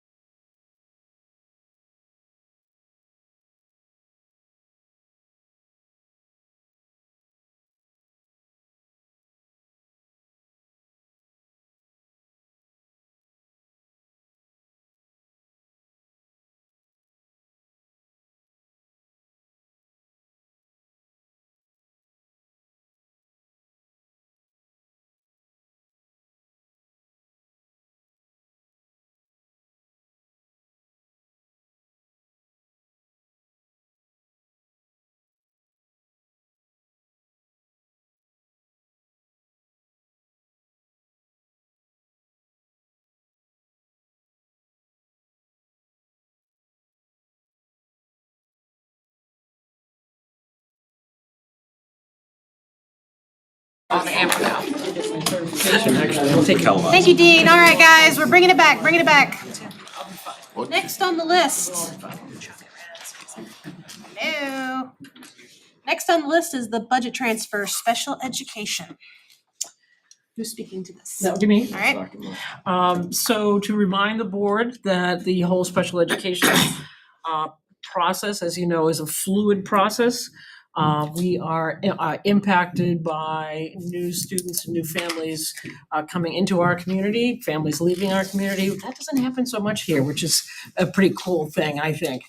And in addition to students aging out, students who are requiring additional services, et cetera. And so it is in every district that I have worked in, it is very typical to be moving monies around either throughout the year. In this case, this is our second ask of the board. We tried to provide to you what accounts these dollars were coming from and which account they were moving to. Mrs. Brooks has done a stellar job of putting this all together with the help of her staff. So I point you to three buckets. We need additional money in special education transportation, contracted services line. As you know, we had many positions that we could not fill this year. And so now we're pulling from our payroll lines to get to finish paying off those services for the year. And we're also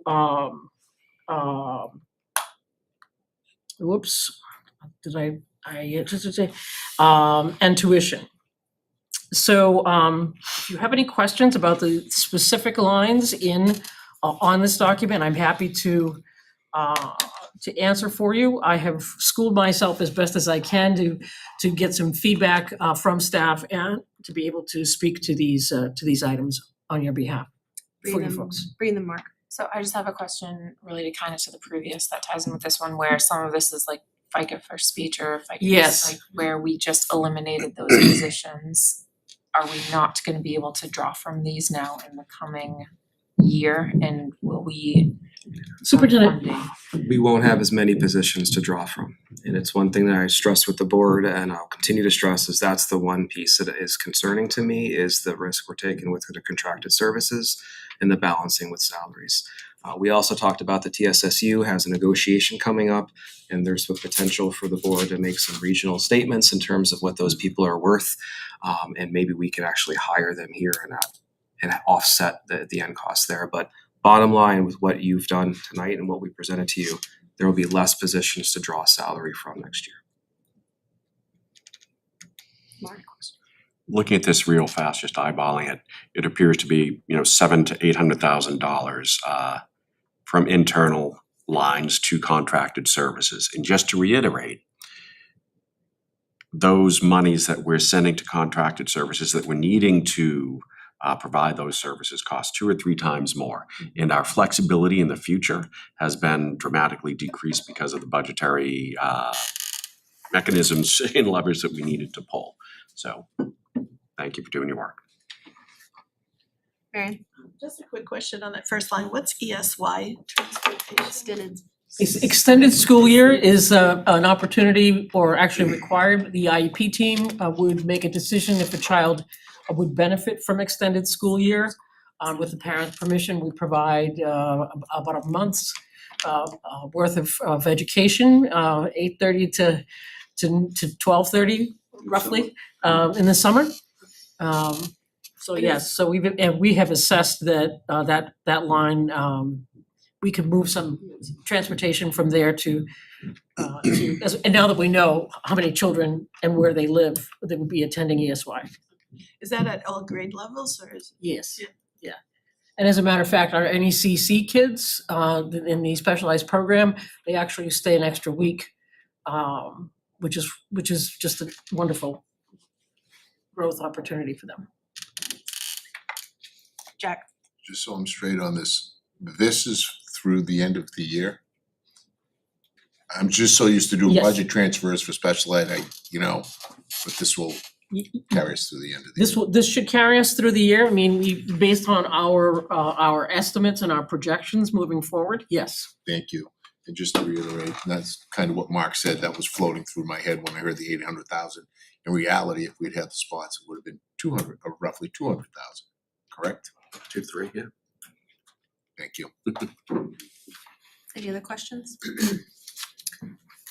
Someone wanna make a motion Make a motion to accept those budget transfers in the Somebody amounts and did. accounts specified in the special education budget transfer request dated April 3rd, 2025. in the amount of, In the amount of, what was it, $1,525,977.32. motion made by Bree, do I have a second? Second by Jack, any other discussion? All those in favor? Opposed and abstained, okay. Next is AP Psychology Textbook, second read. Good evening, sir. Good evening. So there's been no changes to your executive summary. I believe it's in the packet once again. Just asking for the board to accept that textbook so we can purchase it and use it for that class that we're planning on running in the 25-26 school year. Make that motion to approve. Bree. Just a quick question. Do they automatically get college credits for this course, or do they have to test out like some of the other? So this, as of right now, this is not a dual enrollment. Right, that's what I'm Or like an early college. We have not linked with that. We have not, yet. We're starting to look at, could we do that? But obviously, if the kids score, depending upon the college, some colleges accept a 3, 4, or 5, depending on the AP score. So there is always that route, but the definitive, either early college or dual enrollment through, say, SNU or NHTI or any of those other colleges that we've had dual enrollment with, we do not have that yet. We're looking into that with all of our courses, opportunities like that. Erin? Are there any AP classes that also have the dual enrollment option or? AP Environmental, so AP Environmental Science, AP Chem, AP Physics 1 and 2. I think that's it for right now those are all through SNU. Those have agreements. Probably the most difficult thing that has been happening is that unless 6 of our students choose to do that, SNU will not accept it. So AP Physics 2, traditionally we can't get 6 of our kids to agree to do it. So then SNU says no. So even though we're all set for it, if the students so choose to do it, they don't do it. But those are the 3 right off the top of my head that I know for sure have it. No other comments? Great. No. Motion to approve for second read and adoption Myers Psychology for the AP course textbook for the Timberlane Regional High School AP Psychology course. Motion by Mark, seconded by Bree. She beat you by like a half second. All right, any other discussion? All right, all those in favor? Opposed and abstained. Thank you. Thank you. Thanks, Mark. 24-25 instructor hour calendar. Policy. No policies. Oh, I'm sorry. Sorry. Oh, sorry. You guys are down to your 2 policy gurus with Shauna and Yeah, Sandy Sandy. gone this evening, so you've got one to look at tonight. It's EVCC, it's false alarms, bomb, active shooter, and other such threats. You've had this for a first read already. There has been subsequently no changes. Our policy certainly was outdated. We included language there addressing emergency services to cover all relevant authorities, but it's there for you this evening for a second read. Nothing changed. They went in depth pretty well the last meeting that we had. Any questions about this policy? It's pretty straightforward. All right.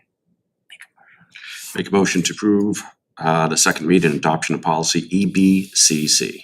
A motion by Mark. Do I have a second? Second by Dawn. Any other discussion? All those in favor? Opposed and abstain. All right. Now 24-25 instructor hourly calendar. All right. That executive summary begins on page 84 of your packet. It's prepared by Ms. Solaire. There's a credible amount of citations in terms of the ED rules there for you. I'm not going to read that through for you, but what it essentially is looking at, so we've had 2 snow days This year, we can certainly operate on the calendar that was previously approved by the board. We can still keep June 19th as the last student day.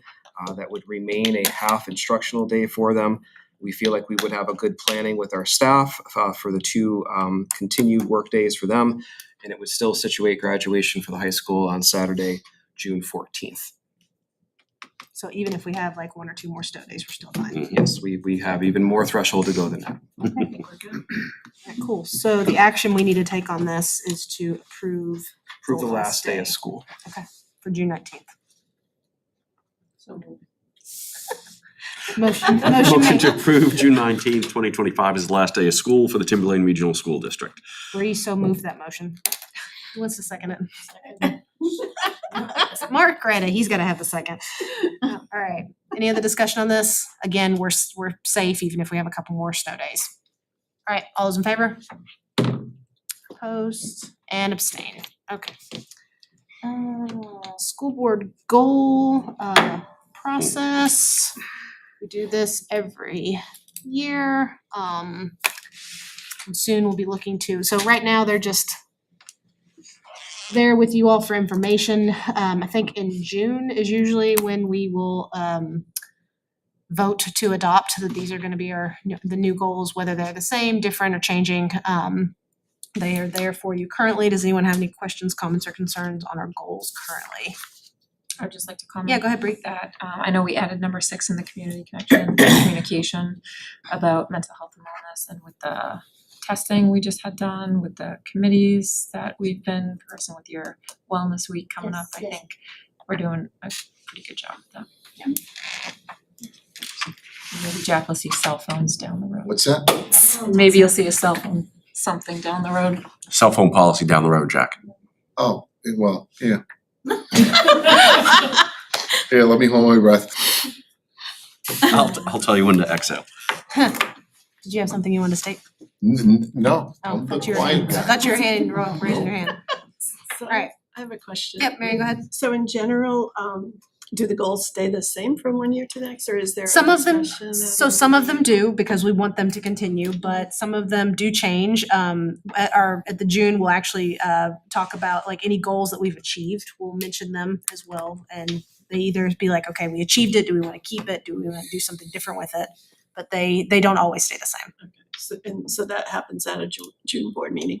When we approve it, we'll do something, usually we do a workshop just to kind of talk and everything. Sometimes we'll use that time to also have like, one year we had the New Hampshire School Board, our New Hampshire School Board rep came down and talked to us about us and really talked about like what your goals should be, kind of some language on what you should be writing them as, if they should be broader, more narrow, more focused.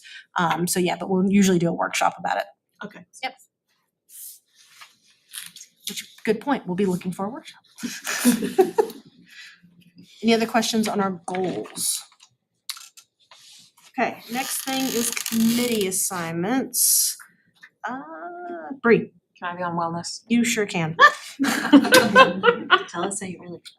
But in further conversations though, before we talk about some of the things that are moving a little bit, between me, Mark, and Mr. Krieger, we talked about strategic plan. And did you want to speak a little bit about strategic plan and how that committee, because you kind of see it a little bit? Yep, just looking to maybe make a recommendation that we had a strategic planning committee to write the strategic plan. It's written, it's in place. This team's really been monitoring that plan over the course of the year. I think we could probably redistribute some of that time and resources to some of the other committees. I would want to bring back that committee when we're at a place where we want to consider writing the next strategic plan, which would be in the next 2 to 3 years. So what does the board think about being on pause for not having the committee for this year, just kind of putting it on pause? Bree, you're on that committee as of right now, so. She just picked up her next spot though, so she's good. I don't, Go ahead, Jack. I don't wanna put Bree on pause. Oh, Oh, she's not, she's going somewhere else. she's going to wellness. It can still happen in wellness, Jack, don't worry. Get all the faith in the So world. Yeah, go ahead, Marion. if the committee is paused, then where does the monitoring of how it's progressing go? I think we can report out here, and I think we do in some respects. If the board would want a formalized piece of the admin reports that's routine and repetitive, I can do that as well. But these are the categories that you had your goals in, or the categories of the plan rate. So I think everything we do is reporting out those pieces. If we can make more direct links, we'd be happy to formally do that. Thank you. When you look at the last section of our goals, there it certainly references the strategic plan as something that we are committed to addressing as a board. So, it's on us. So is this board okay then with just letting it be on hold for a year? Okay, all right. So I heard some feedback from regarding other committees. I did hear some feedback from from board members and some that not, I'm assuming wanted to stay in the same place. So I was going to move Bree to wellness. Shauna had placed interest in being on curriculum assessment, which left her policy committee spot open. I know, Marion, you had asked about CNA. I didn't know if Paul or Dawn wanted to continue to stay on CNA or if you'd be okay to just go to policy, because you learn a lot as a board member in policy because that's where all of the workings go. I didn't know if you'd be okay going to policy or. Yeah, I'm okay going to policy. Sure. Is curriculum assessment something you really like, are interested in? Yeah. Oh, I would, yeah, as long as we have 3 people there, that was I like it, I mean, it's a great. You can be alternate on it. I can sub out with, right, cause we got you, You would Me, have you. to pick up policy. Yeah, You okay to pick up policy? sure, why not? It's in the afternoon, so. Alright, good. All right, so. I'll do whatever. He's like, I don't care. You won. All right, so. Well, that's why I'm Very amenable over confused. there, I'm Paul. just trying to figure that Where's out. So you'd be Melissa on gets So where am I gonna be? Melissa, I didn't receive anything from you on what you wanted. I didn't know I had to email you. Really passionate about it. I told you at the last meeting to email No, me. I wasn't here the last meeting. You know, this is a great time to discuss about new committee. I was Oh, not yeah. here. Bree, would you like Remember? to talk about that for the new committee? No, with the voting and how the public is feeling, they would like to charge the school board with creating a committee to discuss the feasibility of a 2.5 tax cap. And so I think that would be a great committee for you to be on, as someone who is not already assigned a committee. And Marion, it looks like you're looking for a second committee as well. So I don't know, or people have interest in So that. who would be on this committee? Where would these? Other than you? Well, correct. Just curious. So first of all, that warrant article did pass for that. So don't we also have to have community members as well? I think it would be a good idea. It's putting together a study to explore the feasibility and impact of a 2.5% tax cap. Okay. So it is at the school board's discretion to set the committee membership. All right. So hearing all this, I feel we should table this committee thing to make the actions until that one, so I can get people's things for it, if the board's okay with that, just because Anita, I didn't realize that you didn't notice I anything. wasn't here because I left early and. Ma'am. What? I'm serious. Oh, Ma'am. Yes, Mark. Would you have any interest in joining the tripartite here on facilities No. again? No, I have one interest alone with all these committees. What's the interest, if you don't mind me asking? Well, I said facilities. I thought you meant the two. Did you stab yourself in the head with your glasses? Yeah, no, I thought he did. No, I really did. last week I was on the list and now I'm off the list and No, you're, He's not on the facilities. I swear you're on facilities. Yeah, dude, it's Well, then there you go. I I didn't can think take I over could this jump from CIP here. spot. All right. So You're out again. No, we're gonna table this, we're gonna table this until next meeting to make the final thing, because someone didn't give me, And then we got the 2.5%, we gotta figure Sorry, I out was about there. how we I need to do apologize. the, That's my fault. getting community members involved. Would you like me to? We do not need to get community members involved. It's up to the purview of the board, I believe, to No. determine that. No, yeah, correct, but I just wanna make sure that what Yep. was voted on the warrant article that we do by. Understood. That's what I mean. Understood. That's what I Cool. mean. Sorry. can I ask a question about the committees? Go So ahead. the CIP has citizen residents and it's the only committee that does so. Yeah. Do we, does that come from the, I know we reach out to the selectmen and say, please send us someone. Yeah, But does that happen with new members every year? Or that's a do good we, question. or does the committee get to pick, or does the board get, I mean, No, it's a good question. I don't, Jenny, I can double check the bylaws of the CIP committee, I think it's outlined there. it's the only committee that has reached out, and I was there when it was all formed, and we said, hey, more eyes on this kind of stuff and opinions and expertise we have within the district is a better thing. So that's why that we have community involvement in that. I was just wondering how we move year to year, cause it's a different board, it's a different group of people on the committee. If my memory is as accurate as I think that it is, I think that they are appointed by the Board of Selectmen from their They are, towns. but my question is that an annual thing, or is that once you're on until, You decide not to be. yeah. I think it's not, actually what I know is it's not specified, which is why I think that some folks have sat there for maybe 5 or 6 years. And some folks have sat there but not attended meetings for 5 or 6 years. Oh, yeah. And for some towns, there's different people every year. Right. It has been a fluid and not very consistent. Should maybe the CIP think, and it is probably not a discussion for right now. no, it's a think about- committee, it's fine. Think about amending those bylaws to be more specific. Could be. Cause We can address that at an organizational meeting of the CIP committee. Alright. Cool. So the board's gonna do we need to vote for the 2.5 hours? Or we don't know yet, so we need to do it next meeting, right? Yeah, okay. Alright, so I got everybody but Alyssa's what she wants to be. Oh my goodness. Alright, For the tax cap study committee, I'd be happy to bring back some recommendations for school administrators and staff and personnel to participate on that committee for the next meeting as well. so we'll table the committee assignments until next meeting, that way we can do the 10.5% and then I'll have everybody's information in there. Alright, moving on, administrators report. You wanna lead off, Dr. Yes, Martin? please. I appreciate that very much. So some great stuff going on. I want to invite board members to attend the April 7th ribbon cutting ceremony for the tennis courts. It's 3:30 in the afternoon. Abby's agreed to be our MC for the event. We are putting together a nice little, very short 5 to 10 minute event. We've got the great big ribbon and the great big pair of scissors and the whole 9 yards. So that'll be fun. with yours? Oh, no, I'm sorry, it wasn't in my budget, Cynthia. April 24th, we will be doing the ribbon cutting for the track. We'll have the first track meet here that we've had in many, many years. It is a middle school track meet, so I will be looking for some middle schoolers to take charge of that event. Okay, so there's that, that, and the other thing. We had an opportunity, Mr. Henderson, myself, and our facilities friends to take a look at this e-commerce platform called Opus. Mrs. Watkins has experience with this in the past.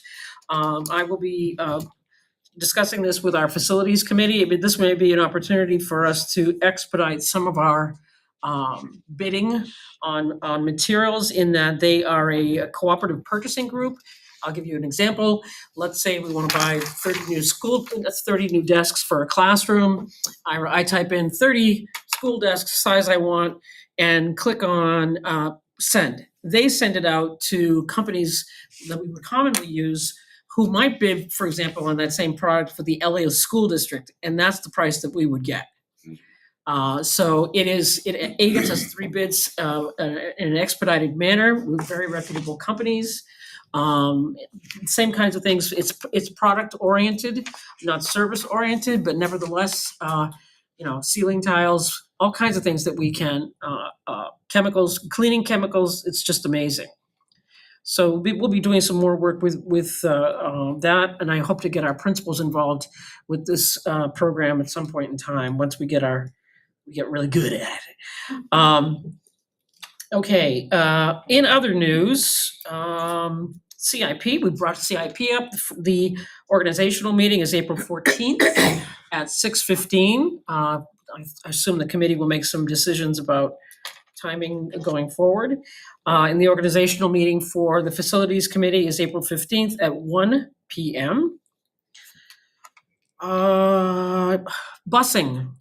Oh, yes. Yes. So Hot topic.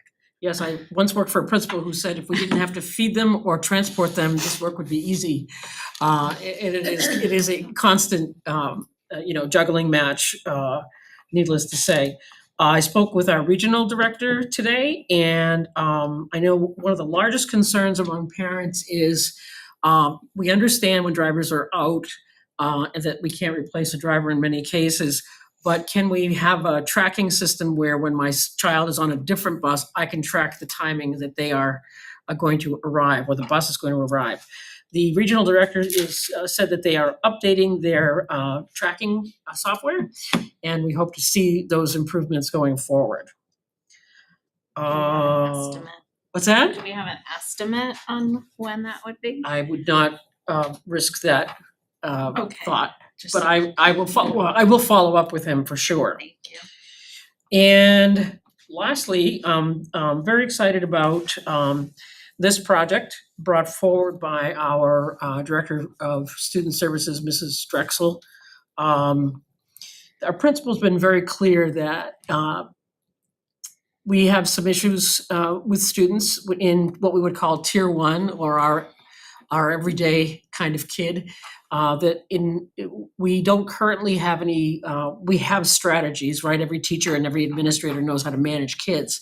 But there are those kids that are starting to begin exhibiting behaviors that are more than challenging for the average educator.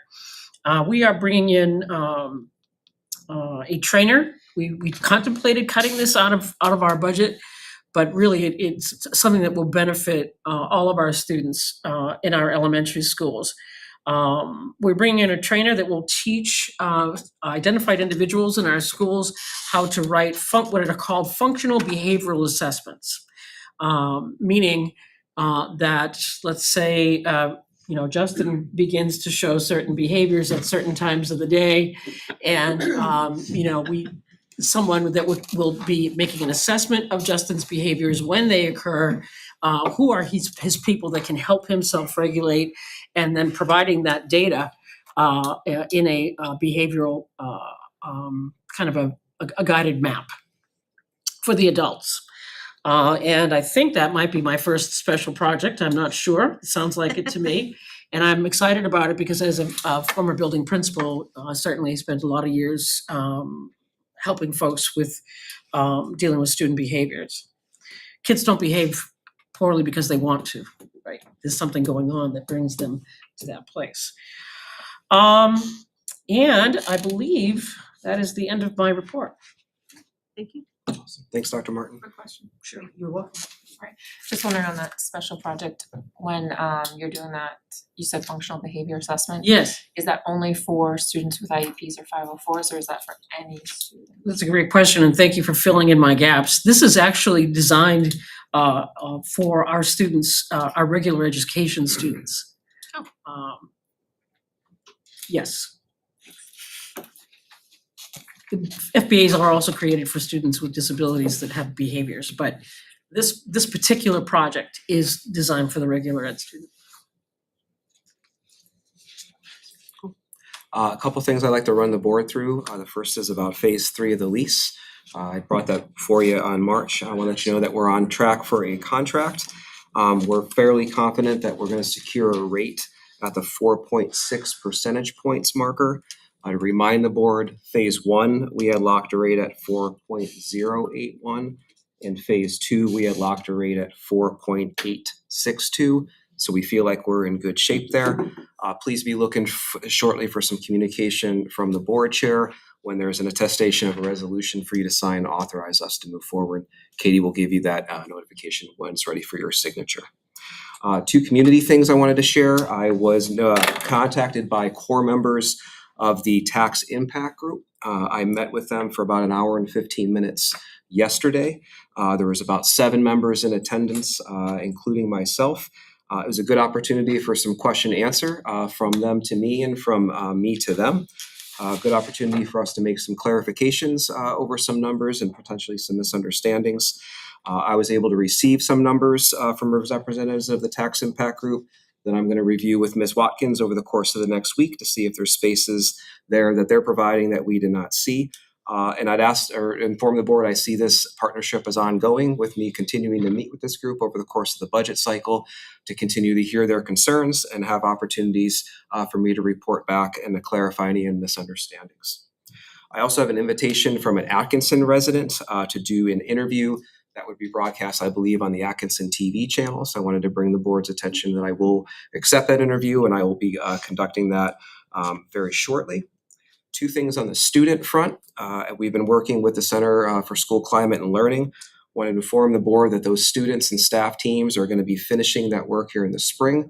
They're going to be doing the last implementation of their Safe Measure Survey. This is the post-assessment from the culture survey that they analyzed the data and made some school changes around. Their last residency with that organization and with TM is on April 13th and 14th at the middle schools and the high school.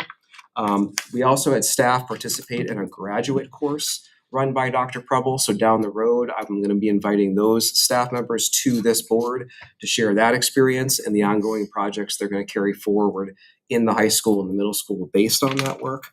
And we're also going to be bringing the students back hopefully in late spring to be providing with those post-assessment results through the Safe Measure Survey yielded for them and their staff teams.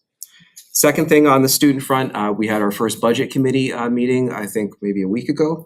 One of the things that I recommended to the budget committee that I wanted to inform the board about is I think it would be an excellent opportunity to have a student representative like we do here on the school board to also sit on the budget committee. I'm excited to work with Mr. Pedersen, Mr. Vacarezza. We really feel confident we can make that an ELL opportunity, have it be a credit-bearing agency for students, but there are a lot of opportunities there just with governance, with accounting and budgeting and finance, and politics and communication. So I think there's a lot of good threads that we can make for students to have that experience. Lastly, I want to bring to the board's attention Senate Bill 297. We're going to be reporting out more on this as we continue to learn more. But really, I have something I want to read to you from the Secretary of State's Office of New Hampshire and on a binary position from our insurance company, Health Trust. Really what the Secretary of State is looking to do through Senate Bill 297 is to have more regulation around risk management pools. And that is Health Trust, who we use as our insurance carrier right now. Two of the insurance pools, School Care and Primex, those are the two largest of the four, are in support of Senate Bill 297. Our health insurance carrier, Health Trust, is one of the two health insurance carriers opposed to Senate Bill 297. It's really all a matter of solvency. So the Secretary of State believes that Health Trust is in the foreseeable future going to be insolvent, and Health Trust disputes that measurement. I'm going to read to you directly from the Health Trust statement because it's going to have bearings for all school districts that are working with Health Trust as their insurance carrier. This is from Health Trust. As a result of SB 297, we are saddened to say that we, after careful review and discussion, we, the Health Board of Trustees of Directors, voted at yesterday's March 20th meeting that if Senate Bill 297 passes in its current form, we will be forced to end our coverages for January groups effective June 30th of 2026. So bottom line for this board to understand is that if Senate Bill 297 passes, we've heard from our health insurance carrier that they will cease operations on June 30th of 2026. We will keep you updated as we continue to learn more and this process continues to unfold through the New Hampshire State Legislature. Lastly, if I could, Katie, I would close with just thanking Fran in the HR department. We've had 10 very difficult conversations with staff that are currently working really hard with our kids that will not have positions in the district remaining next year, that are committed and continue to stay through their contracts this year. It is something that we wanted to approach with great sense of dignity and purpose and accuracy. So when we're having these conversations, the letters we're giving to folks, the messages we're delivering, the supports we're giving them through the employment separation was really important for us to be on point, to be accurate and to remain unchanged. So Fran, thank you for you and your team. You set a good foundation for us to have very dignified conversations with staff. That's what I have for you this evening. And thank you all for doing that. All right. Personnel report, we do have 4 resignations and 1 retirement. Mark. Okay, for professional resignations, Isabel Carter, English teacher, Timberlane Regional High School. Stacy Parise, math teacher, Timberlane Regional High School. Dina Flug, special education teacher, Sandown North. Mark Hannock, science teacher, Timberlane Regional High School.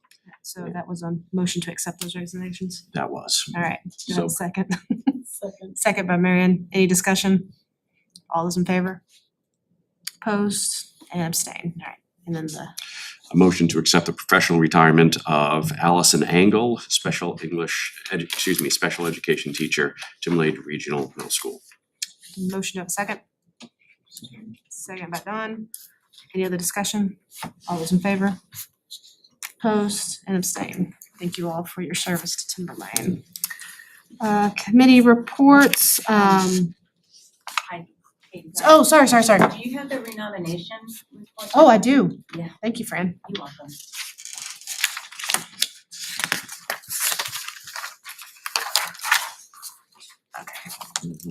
All right, so we just need to make a motion to accept the renominations as presented in the renomination report dated April 3rd, 2025.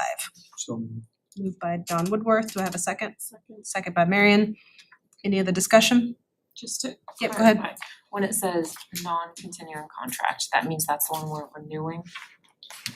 When they don't have tenure yet, so they're on the non-continuing, they're one of our new teachers, they're on the non-continuing contract. Eventually, when they get their 5 years or however many they need, then they'll go to continuing contract. So those are the ones we're like renewing. Yes, we're renewing all of them. Yes, ma'am.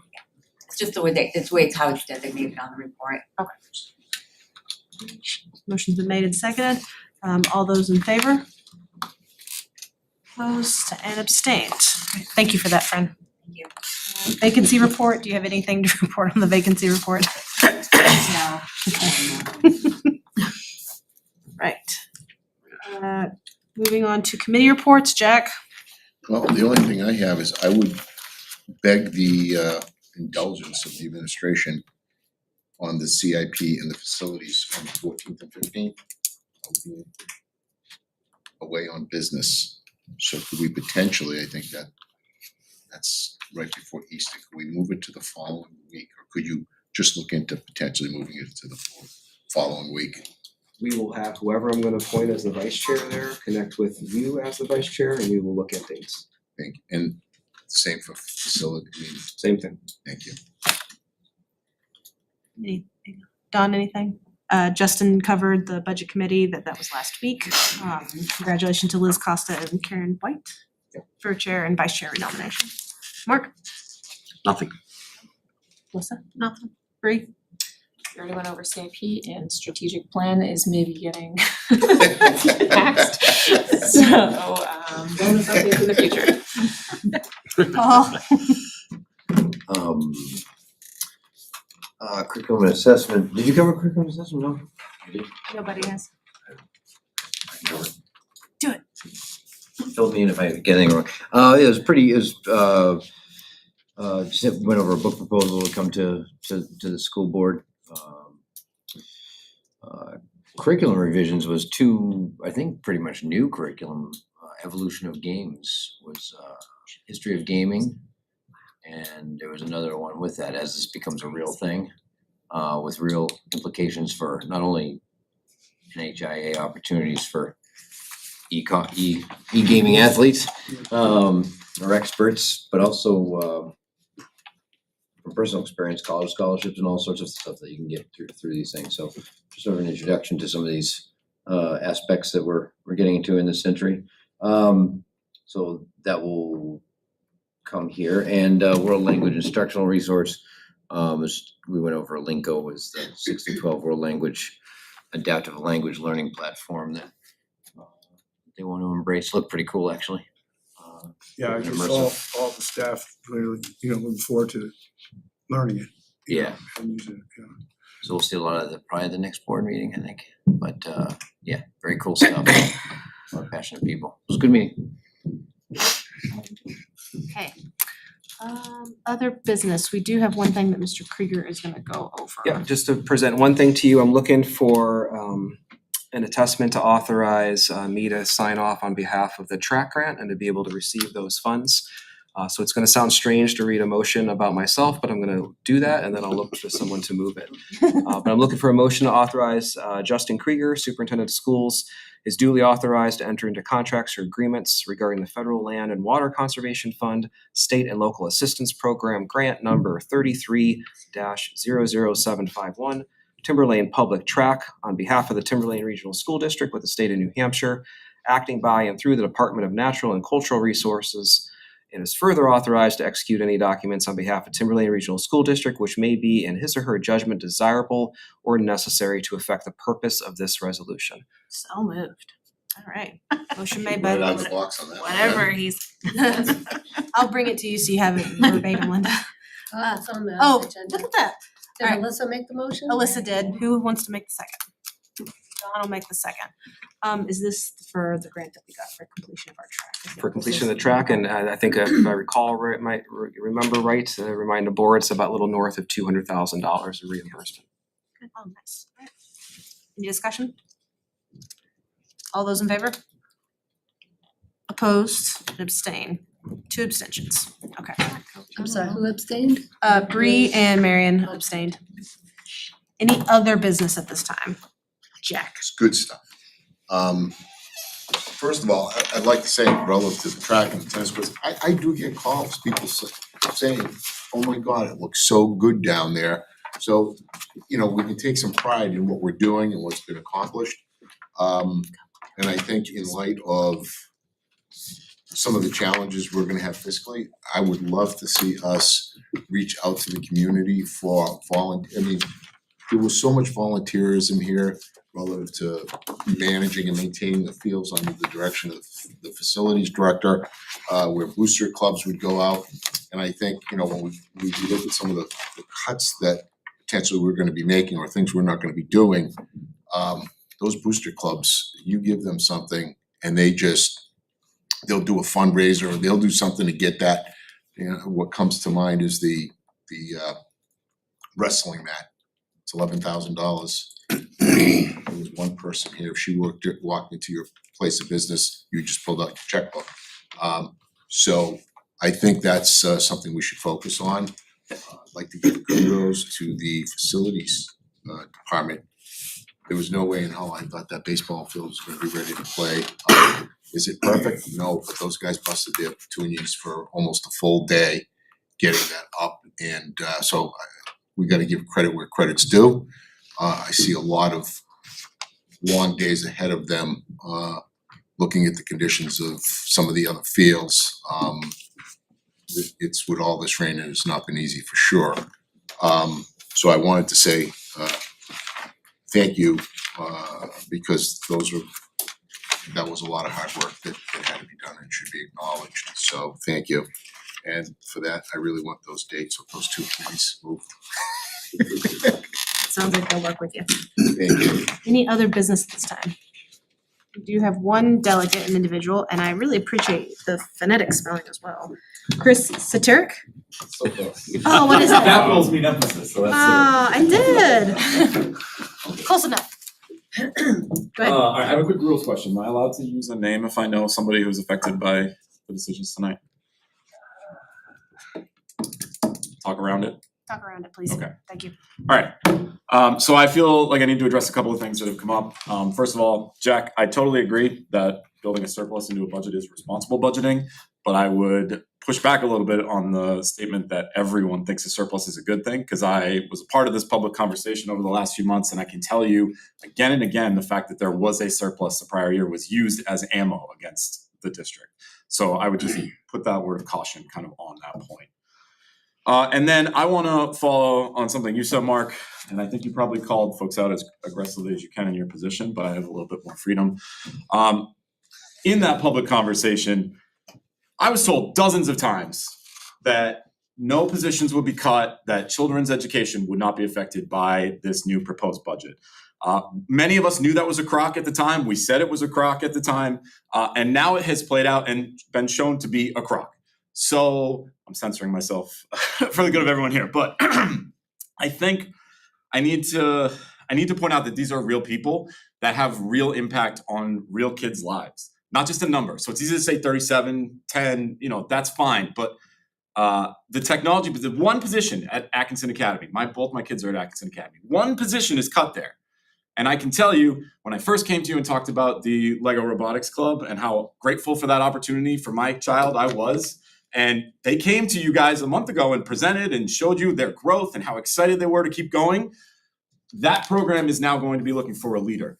And that is a direct impact on all of those kids in that school's experience in our district. And I think it's important to point out the fact that these are not numbers, these are people who are working with our children to enrich their lives and help them become better people in so many different ways. One of the 37, so I can't even imagine the impact district-wide.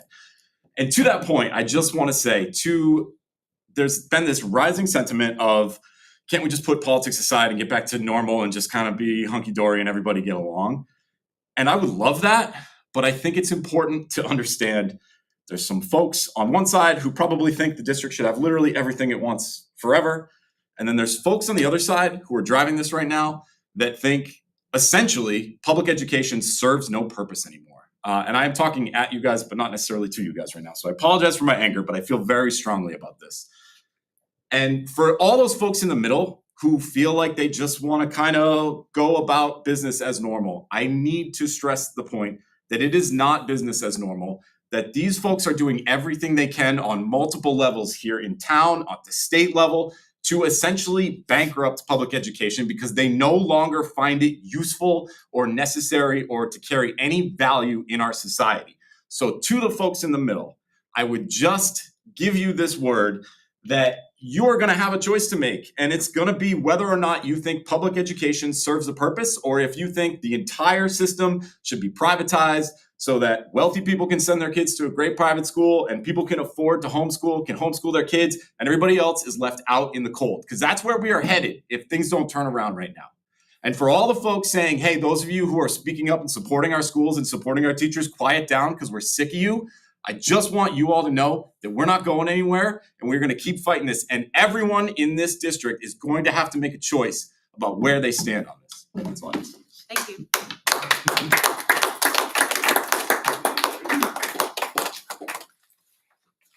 Thank you very much. Linda, do we have anybody else to speak? Nope. Okay. We are gonna have to go into a non-public and we'll be back to seal the minutes, but go ahead. Under 91-A:3, subparagraph C. Made the motion to go into non-public. Do I have a second?